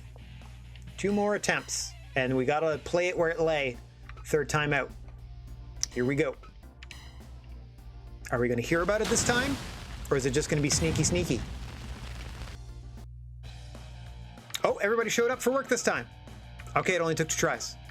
Okay, there we go. Save that so that we can't back out of that now. We have everybody here where we need them, and we can proceed as needed. Okay. We are starting our #1 contender tournament for the GWA Junior title. The new champion, Mike Bailey, is going to be out of action for a little bit. I mean, we're just going to keep him out of action for a little bit until we settle this tournament style stuff. I mean, we can put them in tags and so on and so forth, but the single elimination tournament begins. The entire first round will take place during this show.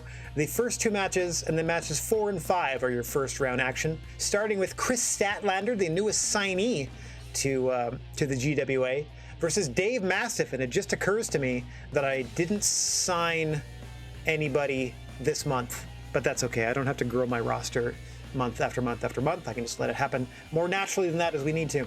Enough rambling. Let's get to the ring. I don't need to save. I need to get to the next match. Let's get to the ring for first round action. Chris Statlander making her debut against former tag team champion Dave Mastiff. Both looking for single success here in the GWA. Statlander finding herself in the enviable position of getting a slot in this #1 contender tournament in her very first match. As she's in there with Dave Mastiff and backed him into the corner right away. Aggressive start here from the Galaxy's greatest alien. Oh my gosh! Dave Mastiff with that vicious German suplex sending Statlander to the floor. What a welcome to the GWA from Big Dave Mastiff. One half of the Yard Dogs. Immediately the action spills to the floor. Galaxy's greatest, Chris Statlander. In her first appearance here in the GWA. Oh, backdrop driver by Mastiff on the floor. Trying to provide the rudest of welcomes to newcomer Statlander. Goodness gracious me, Statlander's gonna be looking for that Big Bang Theory, her version of the kind of a double underhook tombstone. If I'm honest. If she hits it, you'll know it when you see it. Dave Mastiff, meanwhile, has a Fire Thunder Powerbomb, I believe he likes to finish his opponents with. To say nothing of his overall power game. Same can be said for Statlander, though. Having seen her almost exclusively in women's division competition, she seems to be a powerhouse amongst that division. Let's see how that translates to the junior heavyweight division of the GWA, where the only limit is the weight limit. I don't know exactly what that weight limit is, but if you're marked as a junior competitor, that's the division to which you can belong. I mean, all heavyweight titles are open weight technically, but only juniors can fend for junior titles. Double underhook backbreaker followed with a vicious clothesline by Mastiff. Savvy veteran of the GWA ring and another practitioner and recipient of the best performance enhancing facilities in the wrestling universe. Dave Mastiff almost putting Chris Statlander down at the 5-minute mark. Statlander's got to get out of second gear here. Big brainbuster by Mastiff. Trying to spoil the welcome. Into that regal stretch, the cross-legged STF variation.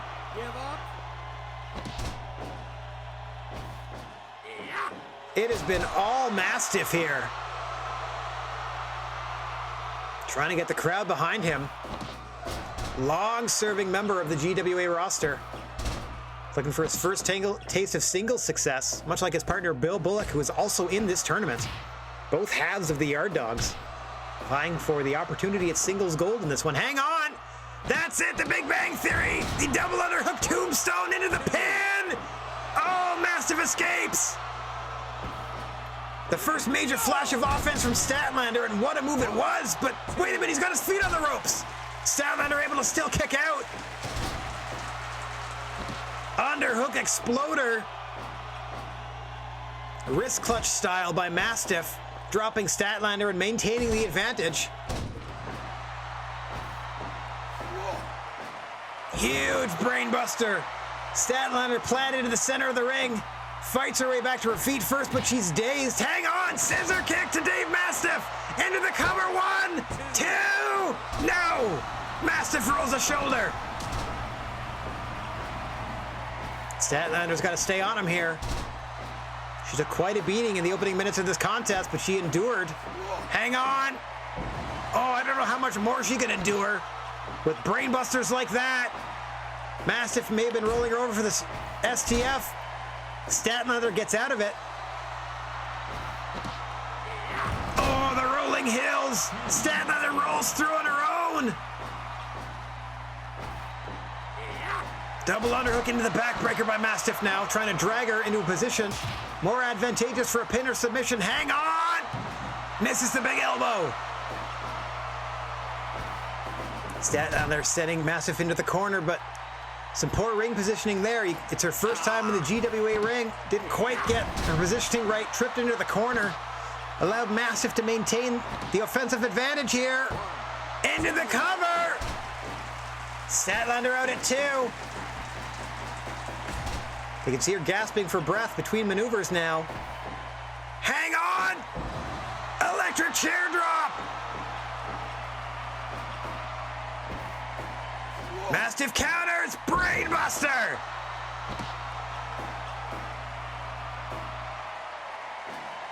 Mastiff can't finish. Statlander back to her feet and fighting.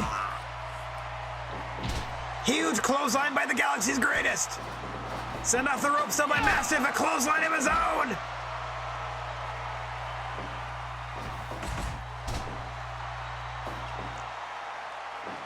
Here he comes off the ropes once more. Big Vader attack off the ropes. Statlander avoids the lariat, does not avoid the exploder. Another backbreaker. Mastiff says this is it. Oh, backdrop driver. Folding Statlander in half. A second one. Mastiff refusing to go for the cover. Into a brainbuster. That should do it. But again, refusing to go for a cover or a submission. Electing to deal out more punishment. That could come back to bite him in the hiney. Scissor kick by Statlander. Back into the cover. 1, 2. Mastiff out again at 2.9. Oh, another backbreaker. Mastiff going up top, waiting for Statlander to stand. Double axe handle. Shades of Randy Savage. Into the STF. That should do it. Ring that bell. Dave Mastiff ruining the debut of Chris Statlander. Moving on in the tournament. Making the most of his singles opportunity. Look how jazzed he is. That's okay. It's actually kind of tradition that you lose your first match here in the GWA. With a regal stretch, no less.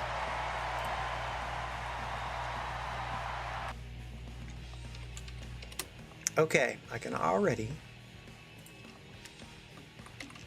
This is great, because I pre-booked this in my text file, so now I'm dropping down to next month's card, where the semifinals will take place, and I can already pencil in Dave Mastiff. This is delightful. Okay. And a 90% match to start off our proceedings in just a tournament starter. As we said, Dave Mastiff making the most of his opportunity here. It's fun being different if you have a healthy attitude. Hey, Rocco, what's going on, buddy? As we said, yeah, spoiling the debut of Chris Statlander, but making the most of his own opportunities there. Let's see if his tag team partner Bill Bullock can perform as admirably against Flamita later tonight. But before we get there, we got first round action in the #1 contender tournament for the junior heavyweight title as it continues as Buddy Murphy faces Ray Phoenix. Ray Phoenix, one half of the tag team champions, put on a heck of a title defense just last month. This time setting his sights on singles gold, or at least the opportunity at singles gold if he wins this tourney. Oh, doing well, Rocco. Thanks for asking. How are you doing? I hope well, of course. Hope you're having a good night. We're just getting into the nitty-gritty of our second of 2 shows here tonight. First round action in a #1 contenders tournament. We got some trios action and then a couple of title matches to take us out.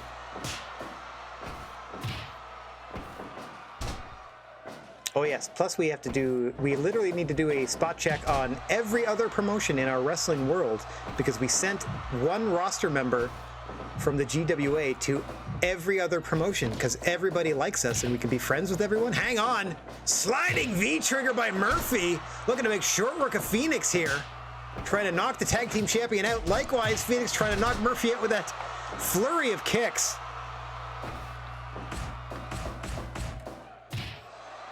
Oh, the Mox promo? It was good. I liked his heartfelt promo. I don't necessarily agree with the treatment of the fan, since what the fan said was rather... I mean, I don't think the fan got thrown out, so I think that's okay. But, yeah, it was good overall. It was... I felt the more interesting of the two promos was Cody, because his strangely delusional promo style. Seems to be setting up or trying to set up a future match with Punk. Like, the Mox thing was nice as a welcome back, but it didn't really, like, it hasn't really... You know what I mean? It didn't really like lead into anything that I'm going to see on the show. It just was like a, hey, I'm back type of thing, and hey, F this fan. Like literally drop an F-bomb on TBS, F this fan type of thing for heckling. So it was nice to see him. He looks in fantastic condition. I'm happy that he's like in a much better place mentally and stuff, but all right, now back to work. You know what I mean? Like I hope he shows up on Rampage and actually get, you know, involved physically, like, cause that's, you know, you can cut promos about nothing all you want. I'd rather we build towards some matches here. It's the business that we are in. But overall, happy to see him back. And of course, you know, feel free to share your thoughts in the chat, and I will dissect them on air. Much like Ray Phoenix is trying to dissect Buddy Murphy here and advance in this #1 contendership tournament. An eventual title shot against reigning GWA Junior Champion Mike Bailey on the line here. Hang on, Buddy Murphy taken to the skies to wipe out Ray Phoenix, who hits a desperation Tiger Driver to maintain his momentum. Hang on, follows it up with a flip pile driver. The resilience of Ray Phoenix on display here. We saw him hit a series of moves to pin Kazuchika Okada to retain the tag titles at last month's show. Ending things off with that Tiger Driver that he started his offensive onslaught against Murphy with. Hang on! Powerbomb flipped over into a V-trigger by Murphy.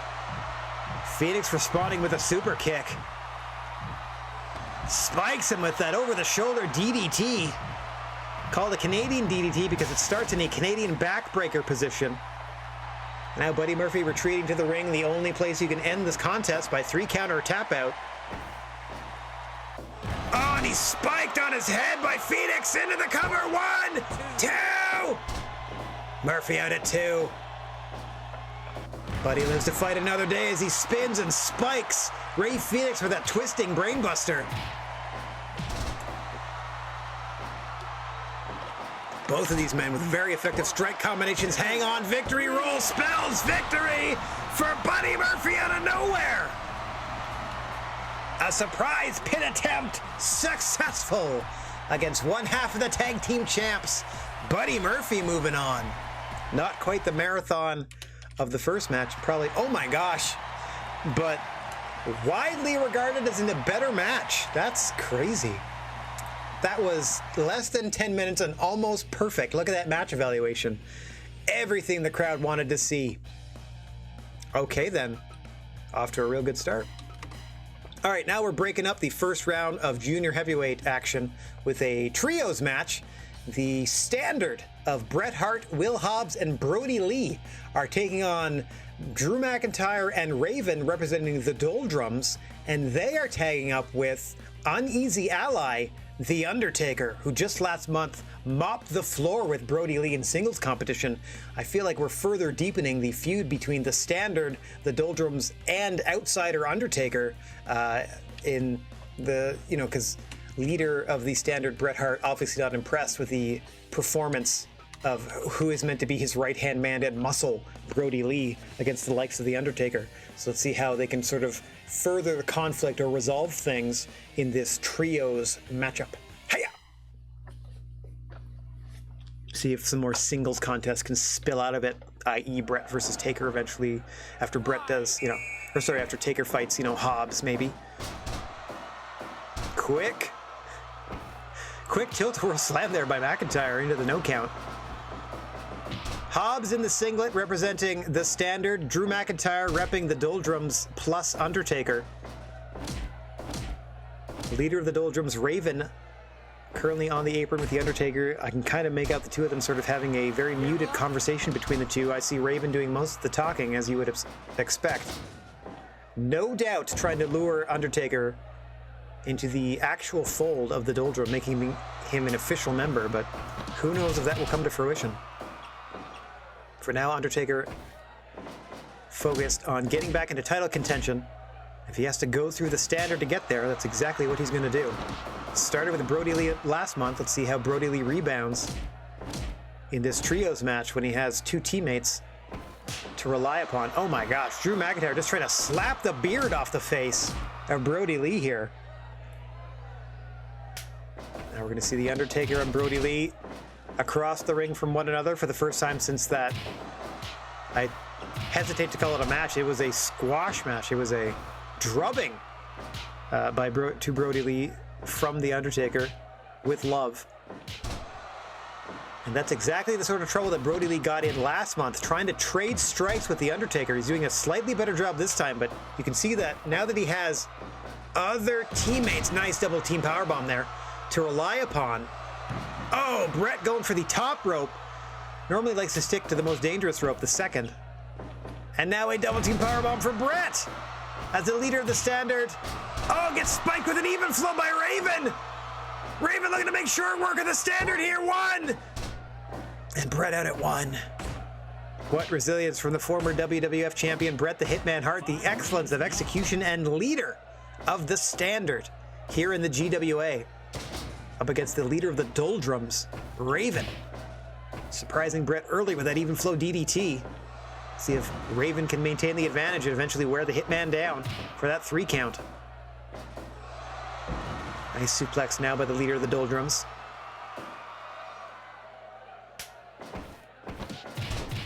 Bret quick to tag back to Brody Lee.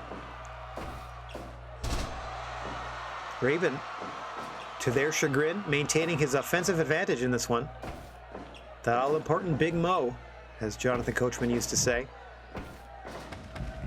Oh, now Raven sent to the floor by Brody Lee. You can see Will Hobbs trying to make his way across to perhaps aid his teammate with some shenanigans there, but not enough time. Raven returning to the ring. Sent into the wrong part of town, though. He's the leader of the Doldrums, quick to make his way back to his own corner and get Drew McIntyre tagged in. Drew McIntyre here.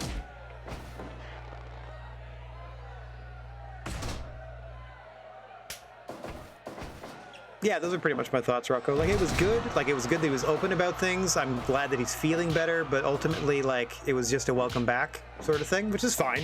Like, it didn't need to be like, and I'm here to challenge for the TNT strap or anything like that, like right out of the gate. Like, it didn't need to. But because it's pro wrestling, you always anticipate, okay, he said his piece. Is he now going to be interrupted? Or, you know, are the lights going to go out? Or, you know, that sort of thing. But that's just, you know, 30 plus years of watching that sort of thing. I mean, that didn't really start until like the late 90s, but still.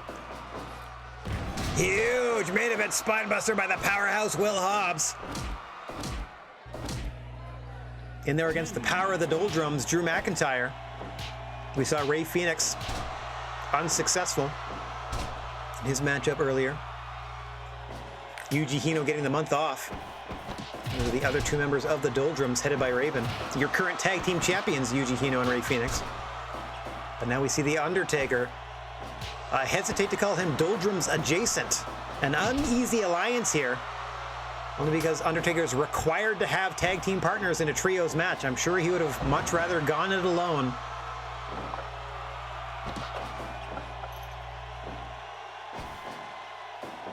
As now we once again see the pairing of Undertaker and Brody Lee. These two met in a singles contest just last month. It did not fare well for Brody Lee at all. He was thoroughly manhandled, and if I may say so, beaten down by the Undertaker in much this fashion. Just outstruck the man.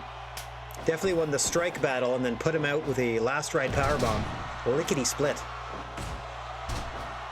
As now Brody Lee seems sufficiently worn down once again here, perhaps ripe for an even flow DDT from Raven. Raven going for that. Oh, was looking for a pile driver. Brody Lee able to power out. Bret Hart tagged back in, looking for some revenge in this matchup. Nice double team powerbomb, center of the ring. Here comes the Hitman off the ropes. Dropping Raven with a clothesline. Raven goes to the eyes and hits an even flow. Rake in the eyes of the Hitman allows him to hit the even flow. Taker running deep, but Will Hobbs saves the match. Undertaker a half step away from preventing Will Hobbs from breaking up that pin, and perhaps that would have been the end of things. After that even flow DDT from Raven. Huge discus lariat. Shades of Brody Lee. Bret Hart's standard stablemate. Undertaker having none of these pin attempts from Bret Hart here.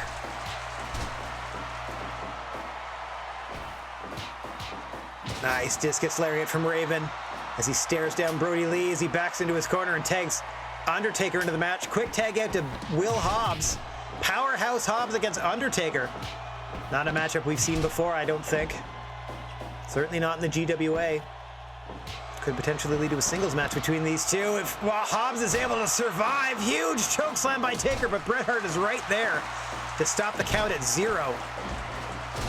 Nice bulldog to Drew McIntyre. Undertaker thoroughly dominant in most of his matchups. Very impressive win-loss record. Only a handful of losses credited to him. Maybe 3 in singles contests and 1 in a tag match. A perpetual challenger to any major title here in the promotion. Looking to get back into contention for the Hall of Fame or perhaps the GWA title itself. As we know, Steve Austin and his most recent challenger, Kurt Angle, are currently resting off what was a heck of a main event of our last show. Will Hobbs with a running power slam. Wrong side of the ring, though. As Raven and The Undertaker are able to protect Drew McIntyre and their own fortunes in this matchup.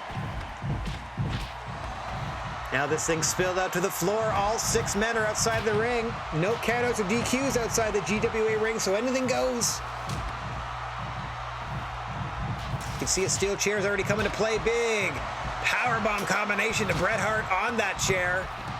And a tombstone to Will Hobbs. I didn't even know Undertaker had that in his arsenal, as this is a Dead Man Inc. version.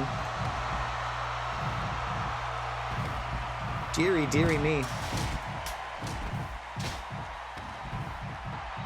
Big super kick. And then he gets blasted. Even flowing the steel chair by Raven, who just swung the steel chair at Drew McIntyre first. My word. Trying to call this action as best I can see it. It's a lot going on in that corner. Now everyone but Raven back in the ring. This thing's going to settle down back into the legal participants, Will Hobbs and Drew McIntyre. Hang on. Make that Bret Hart and The Undertaker, respectively, for teams red and blue. Or excuse me, blue and red. Nice series of European uppercuts there from the Hitman. Excellently executed, you might say. Sent off the ropes, though, by Dead Man Inc. and caught in that vicious DDT off the ropes. Never mind that it doesn't make sense. Wait, why would you suddenly duck your head into a position where Undertaker could DDT you? That doesn't make any sense. Anyway, never mind.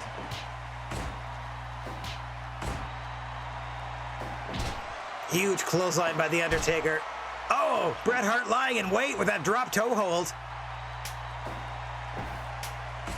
You have to keep Undertaker off kilter and staggered. And oh my gosh, never mind. Choke slam center of the ring to Brody Lee.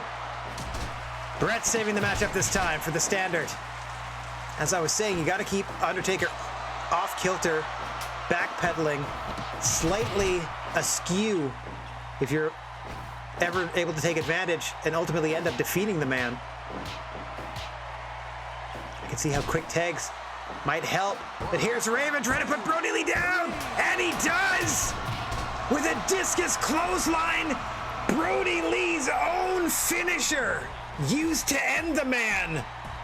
A disappointing couple of months for Brody Lee and the standard. Interesting. Interesting.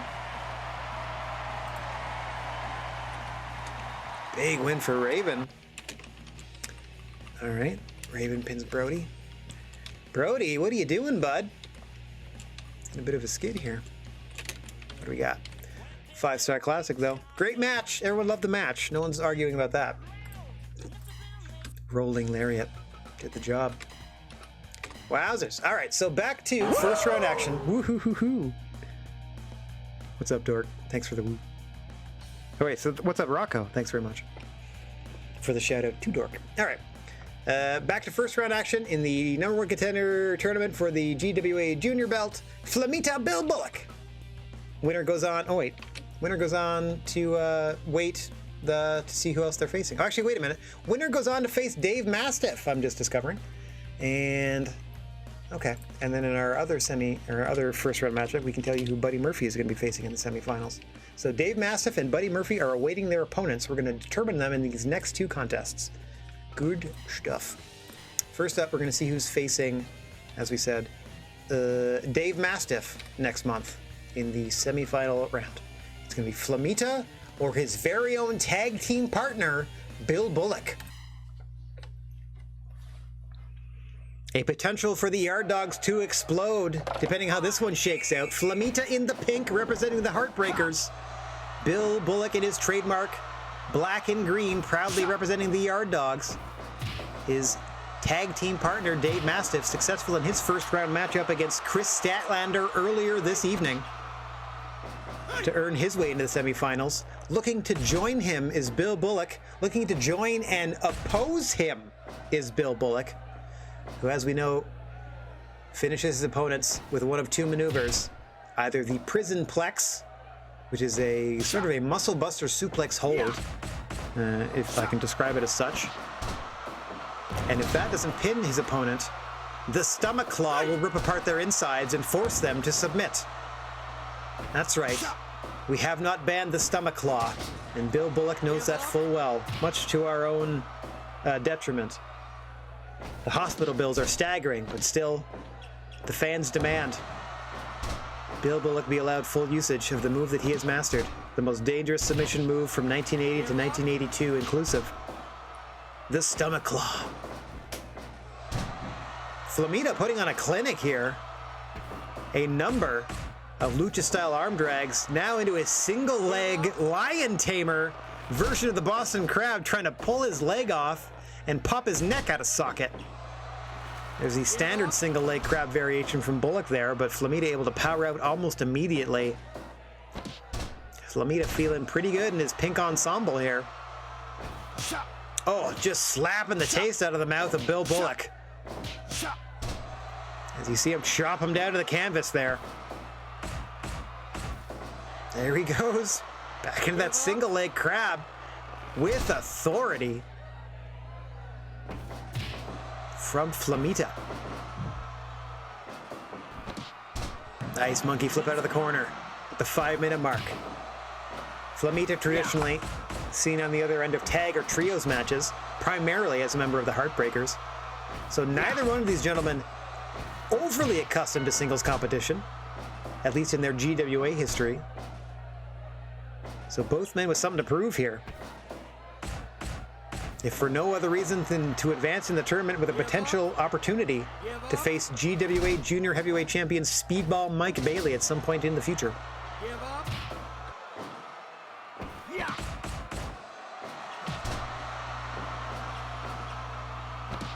Dave Mastiff looking on in the background here.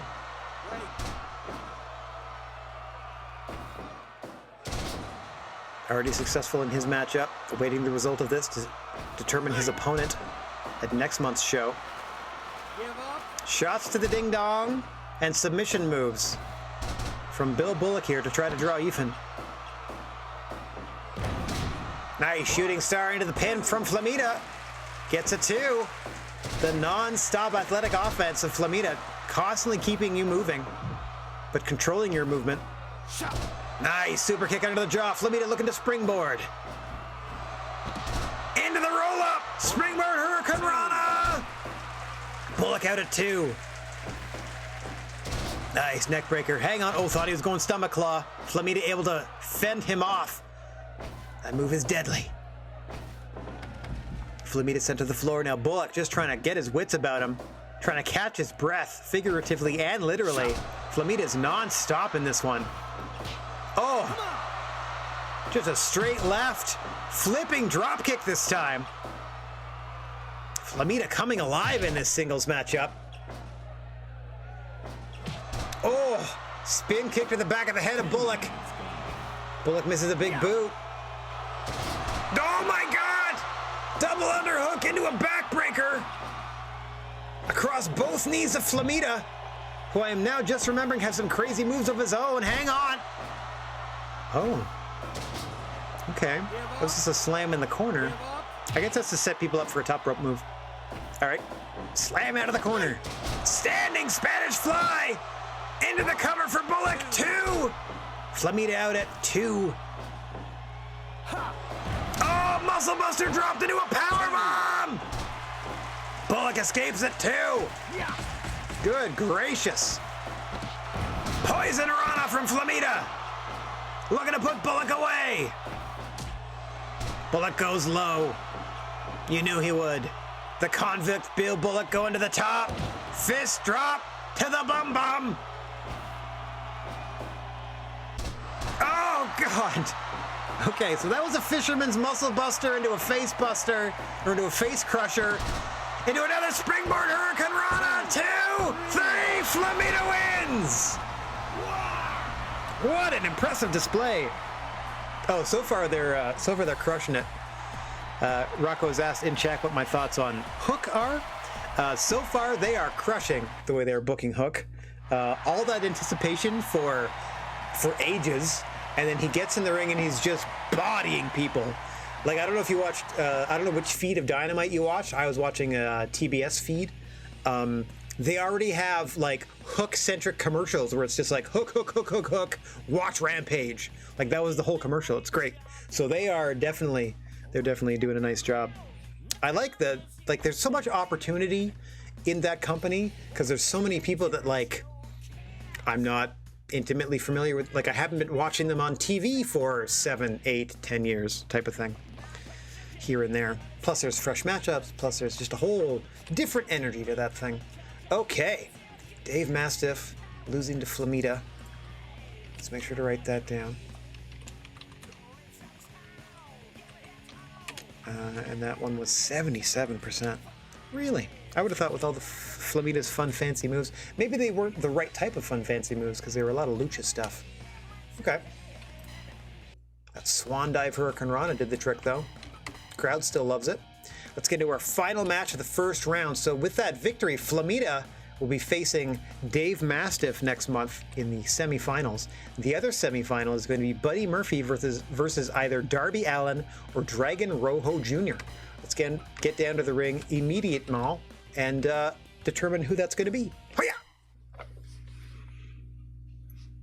As always, the referee on record, Mr. Bigfoot, calls for the bell, and we are underway in this final matchup of the first round of the #1 contendership tournament for the GWA Junior Heavyweight title.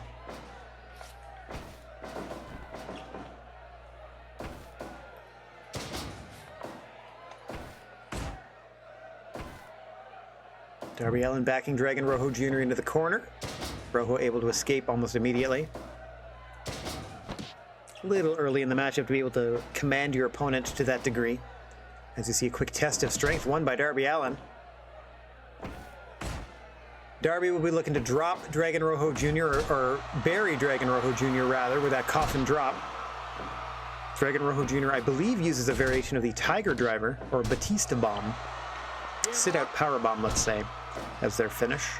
Oh, I'm sorry, it's actually a guillotine leg drop off of the top rope for Dragon Rojo Jr., but I have noticed that they finish people with that jumping power bomb as well. So a couple of moves in Dragon Rojo's arsenal. Darby Allin is very much reliant upon that coffin drop, but that doesn't mean he won't hit it multiple times before it's all said and done.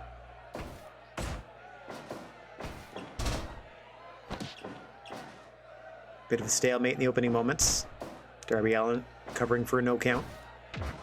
Nice headbutt there from the masked Dragon Rojo Jr., a former GWA Junior Heavyweight Champion in his own right. A two-time Junior Heavyweight Champion, I must say. Darby Allin yet to taste the gold here in the GWA, looking for his first run with that Junior Heavyweight title. He's gotten a few title shots, but has not capitalized. Most recently, we just saw him against Ilya Dragunov not too long ago. I know Mike Bailey just fell the dragon off as well. Sorry, I'm looking through my text file at the same time. Rocco, let me ask you this. I don't know if you followed NXT UK or NXT at all, or if you even have any thoughts. Do you follow enough to have an opinion on the name change of Walter to now Gunther? After already being on, being a WWE contracted performer for a number of years and on their television for a number of years, they've suddenly decided to change his name. I understand why, because they want to copyright the name. They want to own whatever he does on their television in perpetuity and make sure that he doesn't earn a dime off his time there, because they are a terrible, terrible corporation.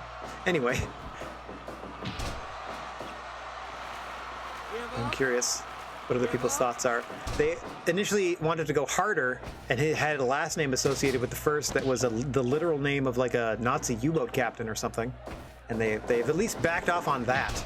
But now he is all capital letter first name Gunther instead of Walter. There's that guillotine leg drop off the top from Rojo. Allen escapes it too. Darby Allin, perhaps the most resilient competitor in the GWA locker room. There's that jumping powerbomb as well. Darby escapes. Super kick by Rojo. As we mentioned, I believe a two-time in the two-time club. Yes, indeed. In the two-time club is Dragon Rojo Jr. looking for a third reign. Hang on. No, he's not. The one-time champ is Dragon Rojo Jr. Haha. I'm confuzzled. 1, 2, 3, 4, 5, 6, 7. Oh, I'm missing one somewhere. 1, 2, 3, 4, 5, 6, 7, 8. Mike Bailey's currently the 10th. Yeah, I'm missing a Dragon Rojo Jr. title reign in there somewhere. I think it's before or after Buddy Murphy? I think it's after Buddy Murphy's second, because I think it went Murphy, Rojo Jr., Mike Bailey. I'll have to double check. All right. Good. I noticed an error in my notes that I need to correct. Not quite the full title history I previously assumed. Oh, Darby, that's not going to do anything for you. There's no pins on the outside. Just like there are no countouts or DQs. You can brawl all you like out here, so long as the fight ends inside the ring. Super kick out of the jaw of Dragon Rojo Jr., who rolls back into the ring for that very purpose. Darby Allin follows him up.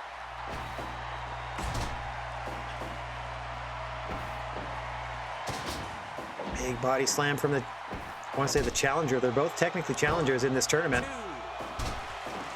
Nice small package there by Dragon Rojo Jr., but Darby again out at 2.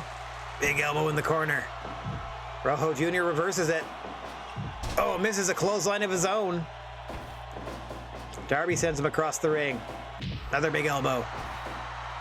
Hang on. Powerbomb. 1, 2. Darby escapes at 2 once more. And we fight on. The final first round matchup in the #1 contender tournament for the GWA Junior Heavyweight Championship. Winner of the tournament gets a title shot the next month on pay-per-view against current champion Speedball Mike Bailey, who has vowed not to defend the belt until a new #1 contender can be determined through this tournament. And there's the coffin drop from Darby Allin. 1, 2. Dragon Rojo Jr. escapes at 2, and the match continues. What a roll up by Allin! Oh, Dragon Rojo Jr. escapes once again by the skin of his teeth.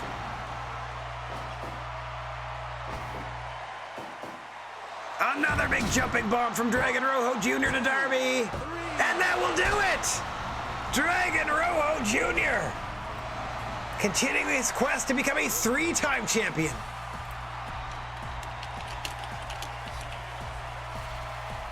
Well, all right then. Dragon Rojo Jr. with the victory. Let's see, percentage, 89, I'll take it. Okay, now we got the double title match main event coming up. Wah! Now we got 2 title matches coming up for our main event here. Let me get a little sip of water first. Delicious. Okay. So, coming up, First up, the Street Profits work for the GWA, but they are the current Big Japan Tag Team Champions, so we're going to try to get Big Japan Pro Wrestling their tag team belts back. So we brought in from Big Japan, Drew Parker and Hollywood Hulk Hogan. That's right, Hollywood Hulk Hogan is a member of Big Japan in this world, so he's also the Big Japan Heavyweight Champion, to no one's surprise. So we brought him in, and Drew Parker. They are also 2/3 of the Trios champions in Big Japan, so they're familiar with teaming with one another. We brought them in to face Angelo Dawkins and Montez Ford, the Street Profits, to see if they can defend the Big Japan tag team belts. Let's go down to the ring and see what happens! As always, the only referee worth noting, Mr. Bigfoot, calls for the bell, and we are underway. Angelo Dawkins in the red and white, in there with Drew Parker in the military green pants. See Montez Ford in the red corner on the apron for the Big Japan Tag Team Champion Street Profits. Drew Parker's partner, Hollywood Hulk Hogan, in the blue corner. I'm going to see him momentarily, no doubt. Big suplex there by the power man of the Street Profits, Angelo Dawkins. Much like, without a doubt, Drew Parker is the more athletic and, let's say, agility-based wrestler out of he and Hollywood Hogan. Hogan, I would classify as power overall. Also heel, like heel power. He does heel tactics and a couple of power moves here and there. And then he drops that leg. Cost him a hip, but he drops that leg. Nice reversal by Drew Parker. Backing Angelo Dawkins into the blue corner. Corner of the challengers, both in from Big Japan Pro Wrestling. Drew Parker and Hollywood Hogan representing their home promotion, hoping to bring their tag team belts back from the GWA's Street Profits. Now we got a couple of tags, one on each side, and now Montez Ford and Hollywood Hogan are legal for the first time in the matchup. You can see the custom tights and boots of one Hollywood Hogan. This is prime NWO era Hogan. The first go around, that is.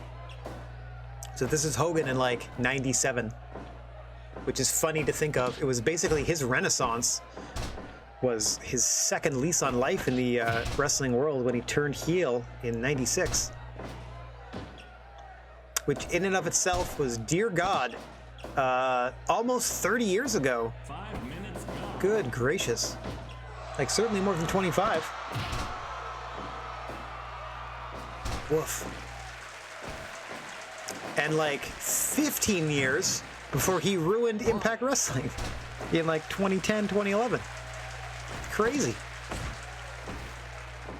What a effect he has had on the industry as a whole. And what a whole... Oh, I thought we were going to see Montez Ford and Drew Parker for a while. That would have been a good speedy on speedy action, but Street Profits maintaining that mismatch, power and speed. Trying to keep Angelo Dawkins in there when Drew Parker is. And vice versa, trying to keep Montez Ford against Hogan to perhaps wear the older man out. As we can see, perhaps the challengers trying to change up that strategy and make it more advantageous for them, putting power on power, Hogan on Dawkins, and saving Drew Parker for Montez Ford. Let's see how that strategy plays out from the challengers. Battle of wills here. As Hogan goes to work on Angelo Dawkins. And vice versa, Dawkins teeing off now on the Hulkster.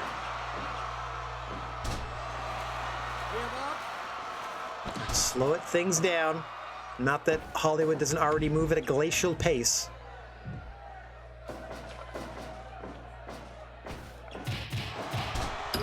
Oof. As I punch my mic stand.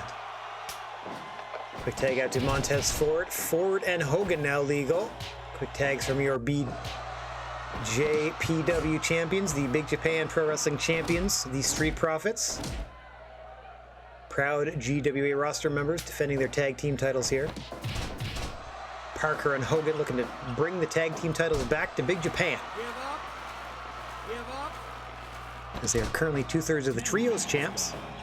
Hogan is also the World Heavyweight Champion of the Big Japan promotion. So the heavy hitters of Big Japan are here to try to take their tag belts back. Nice cannonball into the corner from Drew Parker, normally a deathmatch wrestler, having to go at it pretty cleanly here in this tag team contest. Nice frog splash from Montez Ford, but too close to the ropes. Also the wrong part of the ring. Wouldn't have been a 3 count, but damage could still be done to Drew Parker there by Montez Ford.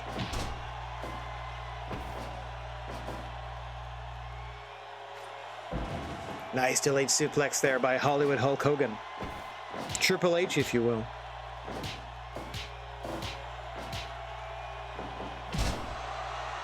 Montez Ford winning that strike battle.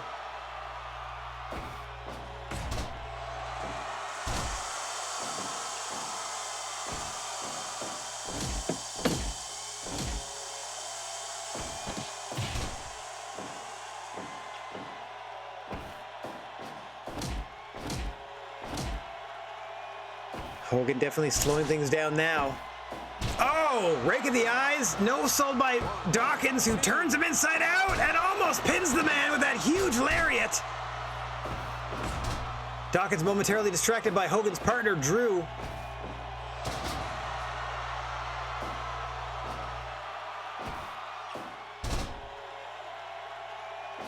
Keeping the challengers in this. Yeah, same, Rocco. Wrestler Hogan, I'm kind of okay with. He's obviously, I thought he was great as a heel because he's naturally heel. Like, I'm in the middle of watching, like, I've watched most of his run in WWF. I'm in like June of 91 or like May or June of 91 at the moment. So like his time as the face of the promotion is kind of past, at least in terms of like keeping the belt for ages and ages. Like he only has like another 2 years there, I think. And yeah, him being a quote-unquote good guy the whole time is he wrestles like a bad guy. Like he just rakes backs, like rubs stuff in people's eyes, like just cheats and cheats and cheats, and the crowd loves it, and I don't understand why. Just the charisma, I guess. But yeah, woof. As a human being, just a sad little boy that really has just this crazy ego on him. Constantly seeking validation. And a scumbum in terms of how he treats other people. But hey, happy to exploit him for the star power here in the GWA in this fictional promotion. Trademark posing from the Hulkster, looking to finish off Montez Ford here and bring the Big Japan tag team titles back to Big Japan itself. We're going to keep bringing in roster members from Big Japan until the Street Profits are defeated.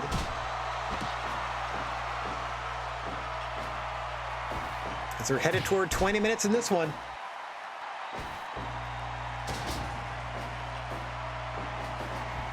Dawkins off the ropes, another huge clothesline. Nice sequence there. Dawkins ends up with the advantage still. Hang on. Impressive strength from Hogan. Big gorilla press slam. As I suddenly fend off hiccups for some reason. Quick tag out to Drew Parker. Again, the flashier and faster member of this tag team combination. 450 splash to the back of Dawkins. Rolls into the pin, but too close to the ropes. That could have been the titles there. But unfortunate ring positioning for Drew Parker, looking to make amends with that pile driver into another pin attempt. 1, 2. Dawkins out at 2. Turns him inside out with a clothesline. 1, 2. Hogan there to break it up before the 2. Some spirited tag team work there from Hulk Hogan helping his partner out. Both of these Big Japan competitors know how important it is to return the tag team titles to their home promotion. Spikes him with another pile driver, but Angelo Dawkins there to break it up. I may have been mixing up Dawkins and Ford. My apologies if that was the case. I know Montez Ford and Drew Parker are the two legal fighters in there now. Speed on speed. Montez Ford with that frog splash. Drew Parker with the 450.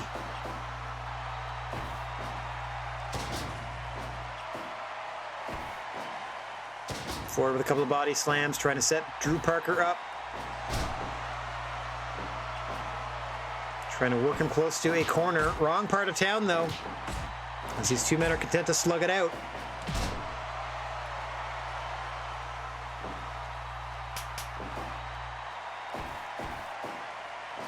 Nice double team suplex by Hogan and Parker on Ford. Clearing the way for Hogan and Angelo Dawkins in the center of the ring. Nice drop kick by Dawkins. Slam by Hogan in response. Off the ropes, big boot from the Hulkster off the ropes. Big leg drop into the cover, no.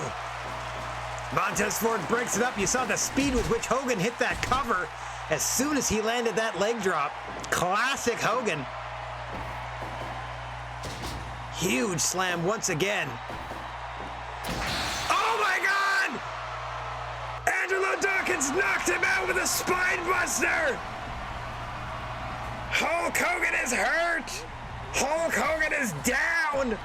And the belts remain with the Street Profits. Ow. Ow. He got splatted. Okay.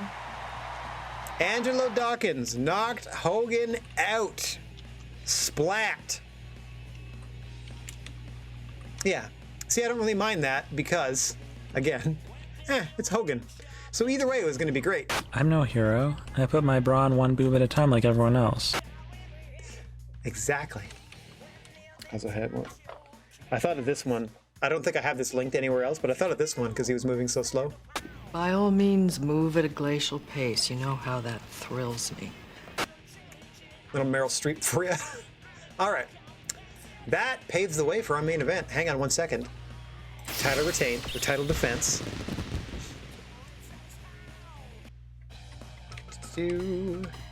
Saves that. It might be. I think Glacial might be one of the Jeers. I'm not quite sure.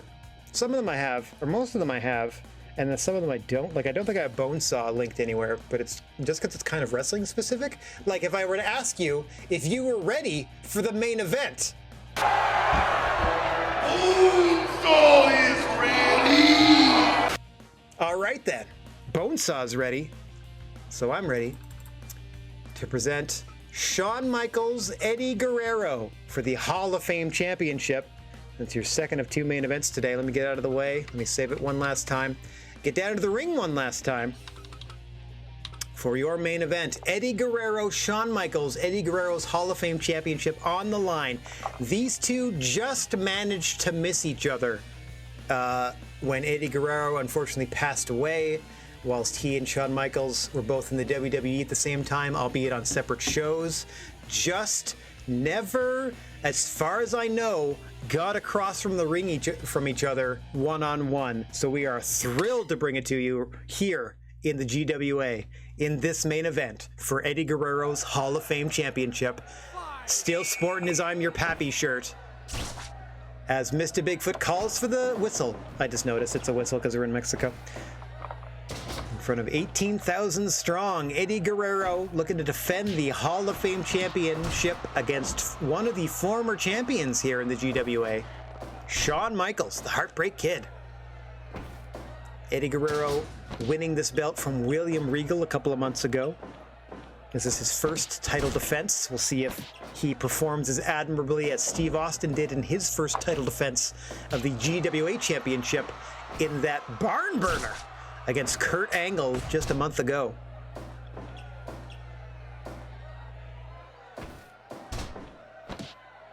I would wager both of these gentlemen probably have forgotten more about professional wrestling than most athletes ever learn in their lifetime. Eddie Guerrero literally born into the business. I was born into it, molded by it. Shawn Michaels, of course, long tenured WWF roster member, had that 4-year break to heal up, that forced retirement due to injury, and came back for that spectacular late autumn of a career where he got a couple more years into that run. That would have been the time to have run Eddie Guerrero versus Shawn Michaels, because he was back and they were both in the WWE at the time together, but unfortunately just never really worked out. Eddie was always on SmackDown, Michaels was always on Raw.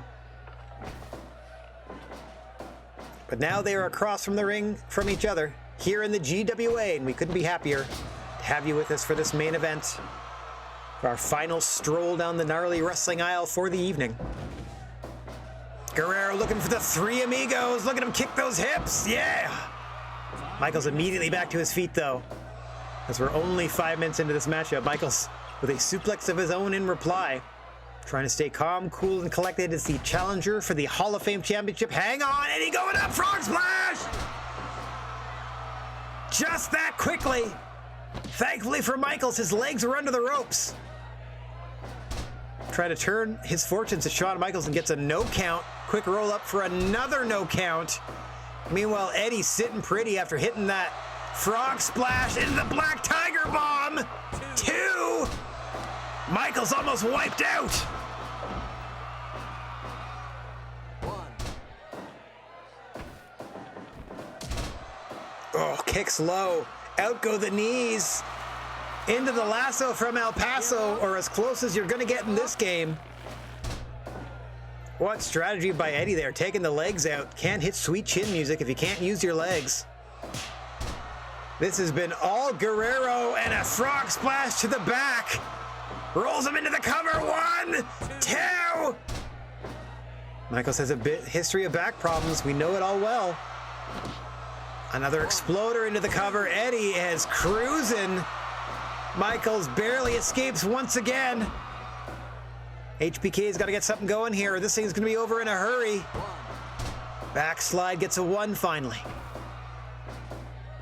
Couple of feeble pin attempts is all Michaels has been able to manage in the past couple of minutes here. Meanwhile, Eddie's hitting him with his finish. And another application to the three amigos from your Hall of Fame champion, Eddie Guerrero, into the cover. 1, 2, 3. An emphatic win for Eddie Guerrero. That was another huge disappointment, if I'm going to be perfectly honest. Dang, I was expecting like a spirited, competitive match, but that's okay. We're in Mexico. They love Eddie. He won in front of them. It was the worst match on the show, but, you know, we do what we can. Overall, they still loved it. I don't know what's going on. Perhaps Shawn Michaels sandbagged his performance. That doesn't sound like him, but I don't know. I don't know. Good on Eddie for title defense. Yeah, Rocco, I apologize. That was disappointing. Good show overall, though. We still did 86. So that's still like sending the fans home happy. We have 18,000. I wouldn't be surprised if it was actually north of 20. Hopefully we sold some merch. Here we go. It was over 20. Good to see. There is no bigger venue in Mexico. I'm going to start branching out, I think, into other countries, which we're not going to do well. Oh, we have new trios champions in the WWE. Ray Horace is the new ROH Junior champion. We have new 6-person champions in DDT. Chris Sabin and Doc Gallows are the Impact Tag Team champions. A lot of belts changing hands that time. And we still made $500,000 on that tiny little show. Not too bad. As far as I can see, not too shabby. Nothing of note happened, which is great because we have to spend a couple minutes going through some stuff. We have to go check out what every other promotion did. Okay, here's second kick at the can. Let's see.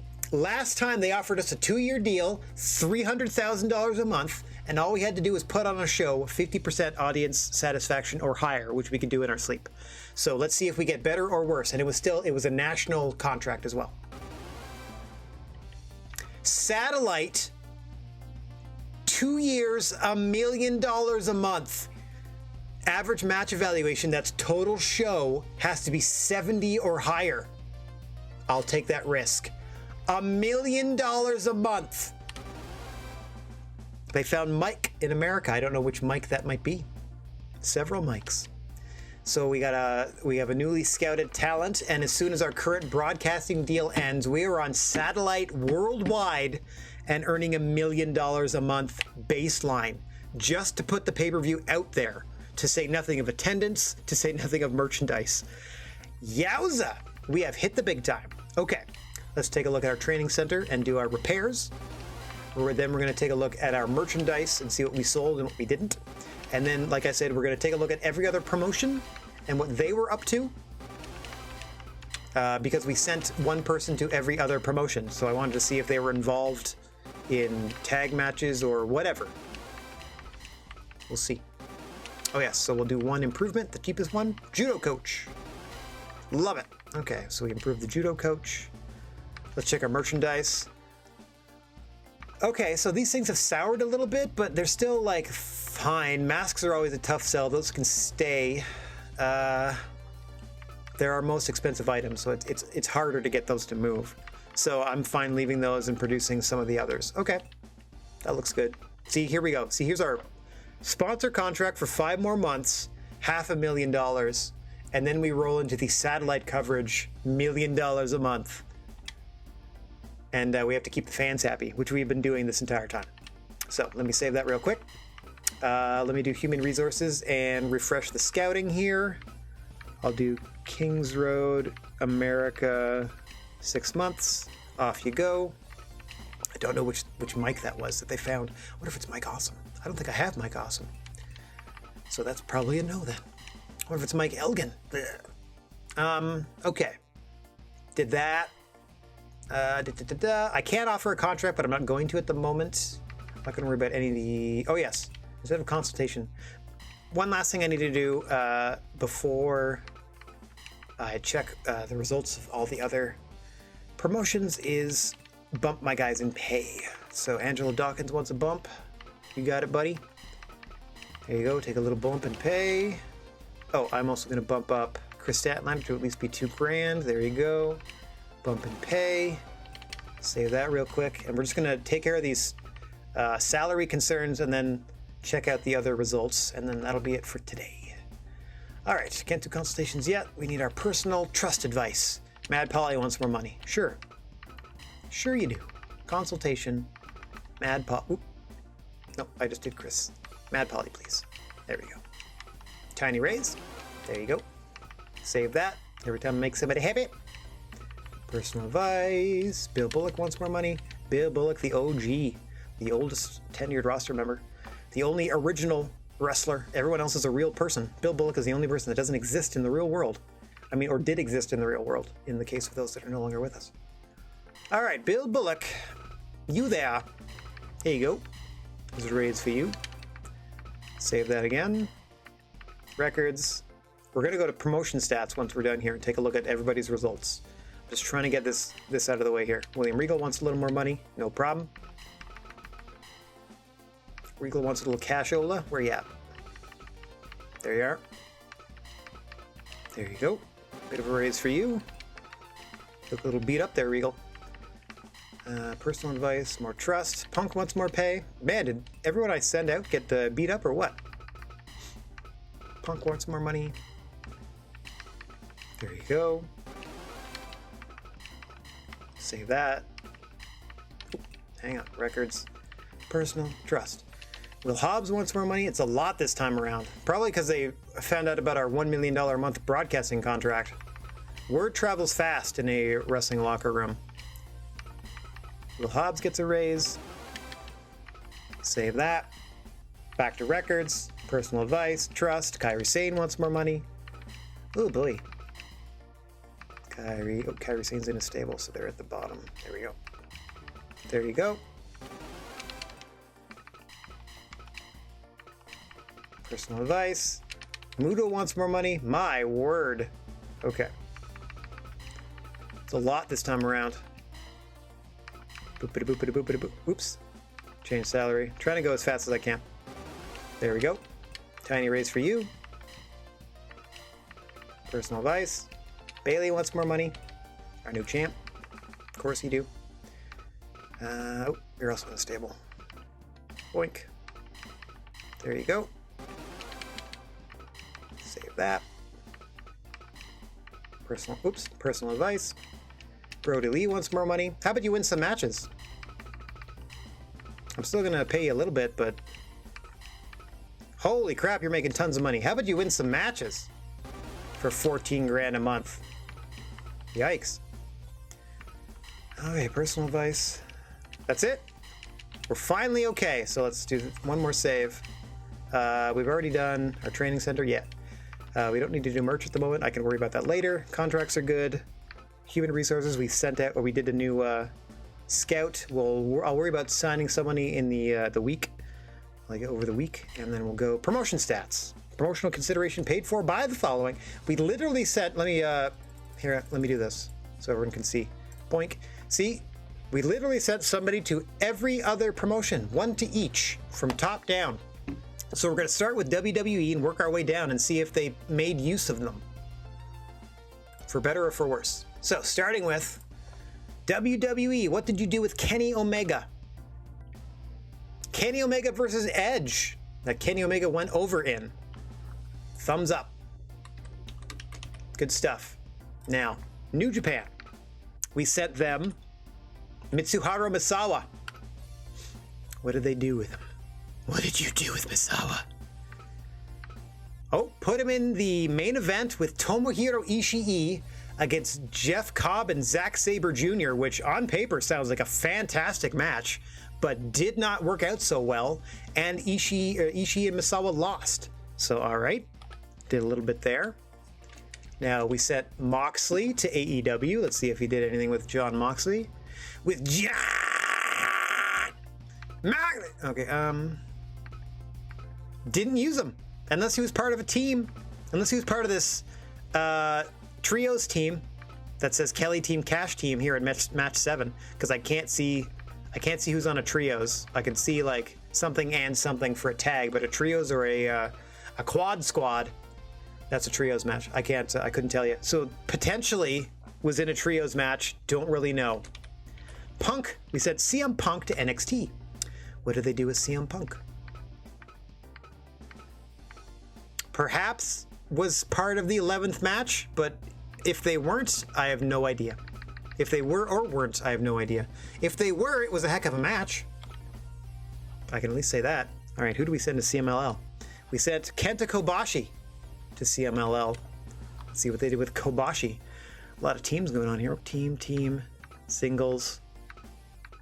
Again, unless they were part of a team, like unless they were part of Fuego or Universo's team in the third match, they didn't use them. Okay. We sent Randy Orton to Big Japan Pro Wrestling.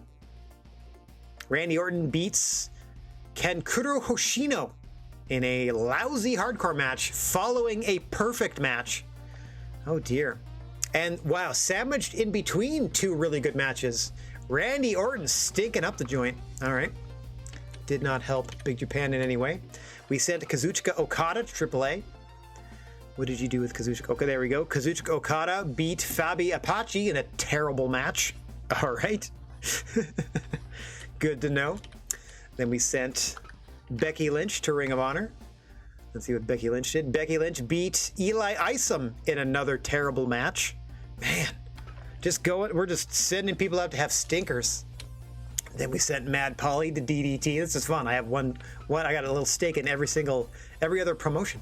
We sent Mad Polly to DDT. What did you do with Mad Polly? They had a 5-team tournament with the one team that made it to the finals had to bye all the way into the finals, and they still lost. I have no idea if they were used in any of those teams. Probably not. We sent Keiji Muto to All Japan Pro Wrestling. Let's see what they did with Keiji Muto. Oh, that's nice. They put him in there with Rob Van Dam, and they had a barn burner. That's great. That's pretty good. Middle of the card. Best show on the card. Oh, no, second best show on the card. Pretty good. Okay, a couple more to go. 4 more to go. We sent Yuji Hino to Dragon Gate. Yuji Hino with Ben K. That's pretty good because Ben K also has a strong guy gimmick. But apparently they're a lucha promotion, and they both did a terrible job in the match. Yeah. Oof. And they only half filled the arena. Oh dear. We sent William Regal to Impact, as you do, and he beat the crap out of Jessica Havoc. Oh no, he lost to Jessica Havoc in a bad match. All right, 2 more to go. We sent Kairi Sane to Pro Wrestling Noah, and there was a tournament that they were not involved in. It was a junior tournament too. Is that a junior? Yeah, that's not a junior tournament. It's kind of all over the place. They just had a tournament that Dr. El Hijo to Dr. Wagner Jr. El Hijo Hang on. El Hijo de Dr. Wagner Jr.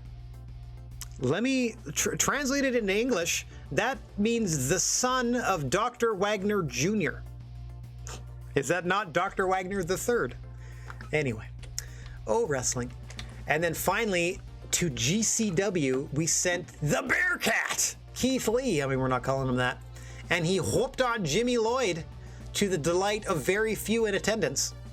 They were only able to put on 3 matches. That is the tiniest promotion that we currently have out there. My word. All right. Well, that was trash. They, some people did admirable with, using the resources put toward them. And some of these promotions squandered opportunities, let's say. All right. So I got to book months 7 and 8 for next week.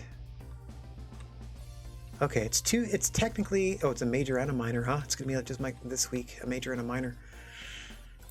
All right, looks like we're going 10:30 every week. All right, that's it for there. I've done all my advice, this, that, and the other. I'll worry about human resources and perhaps hiring somebody once we're off air. Let me shut down my GWA booking sheet and hit this fancified button to get my big dumb face front and center so I can thank everyone for watching. No matter where or when you happen to be, I'm wishing everybody chill vibes and clear skies. If you find yourself in possession of a plethora of positive energy, please share it if you can spare it. And don't forget about your old pal, the Silent G, Rad Gnarly, saying so long for now. We are going to be back on the air Friday evening at 7 p.m. Eastern Time for more landscaping in 7 Days to Die. So until then, TTFN, let's find somebody. Ooh, there's a lot of buddies. Let's find somebody to spread a little love to on our way out. Oh my gosh, look at them all. Okay, let's see. I really don't want to. I really don't feel good rating a still image of Bruce's gaming chair.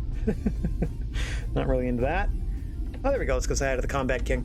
All right, thanks for hanging, everybody. Hopefully I see you tomorrow night for the extra long edition, and usually our Friday night shenanigans when we get down and dirty in 7 Days to Die. Well, most of the other squad gets down and dirty. I have godlike powers and can summon anything I want at will, which is also fun for me. So, all right, ta-ta for now. Boop. And one final, and equally as important, a boop.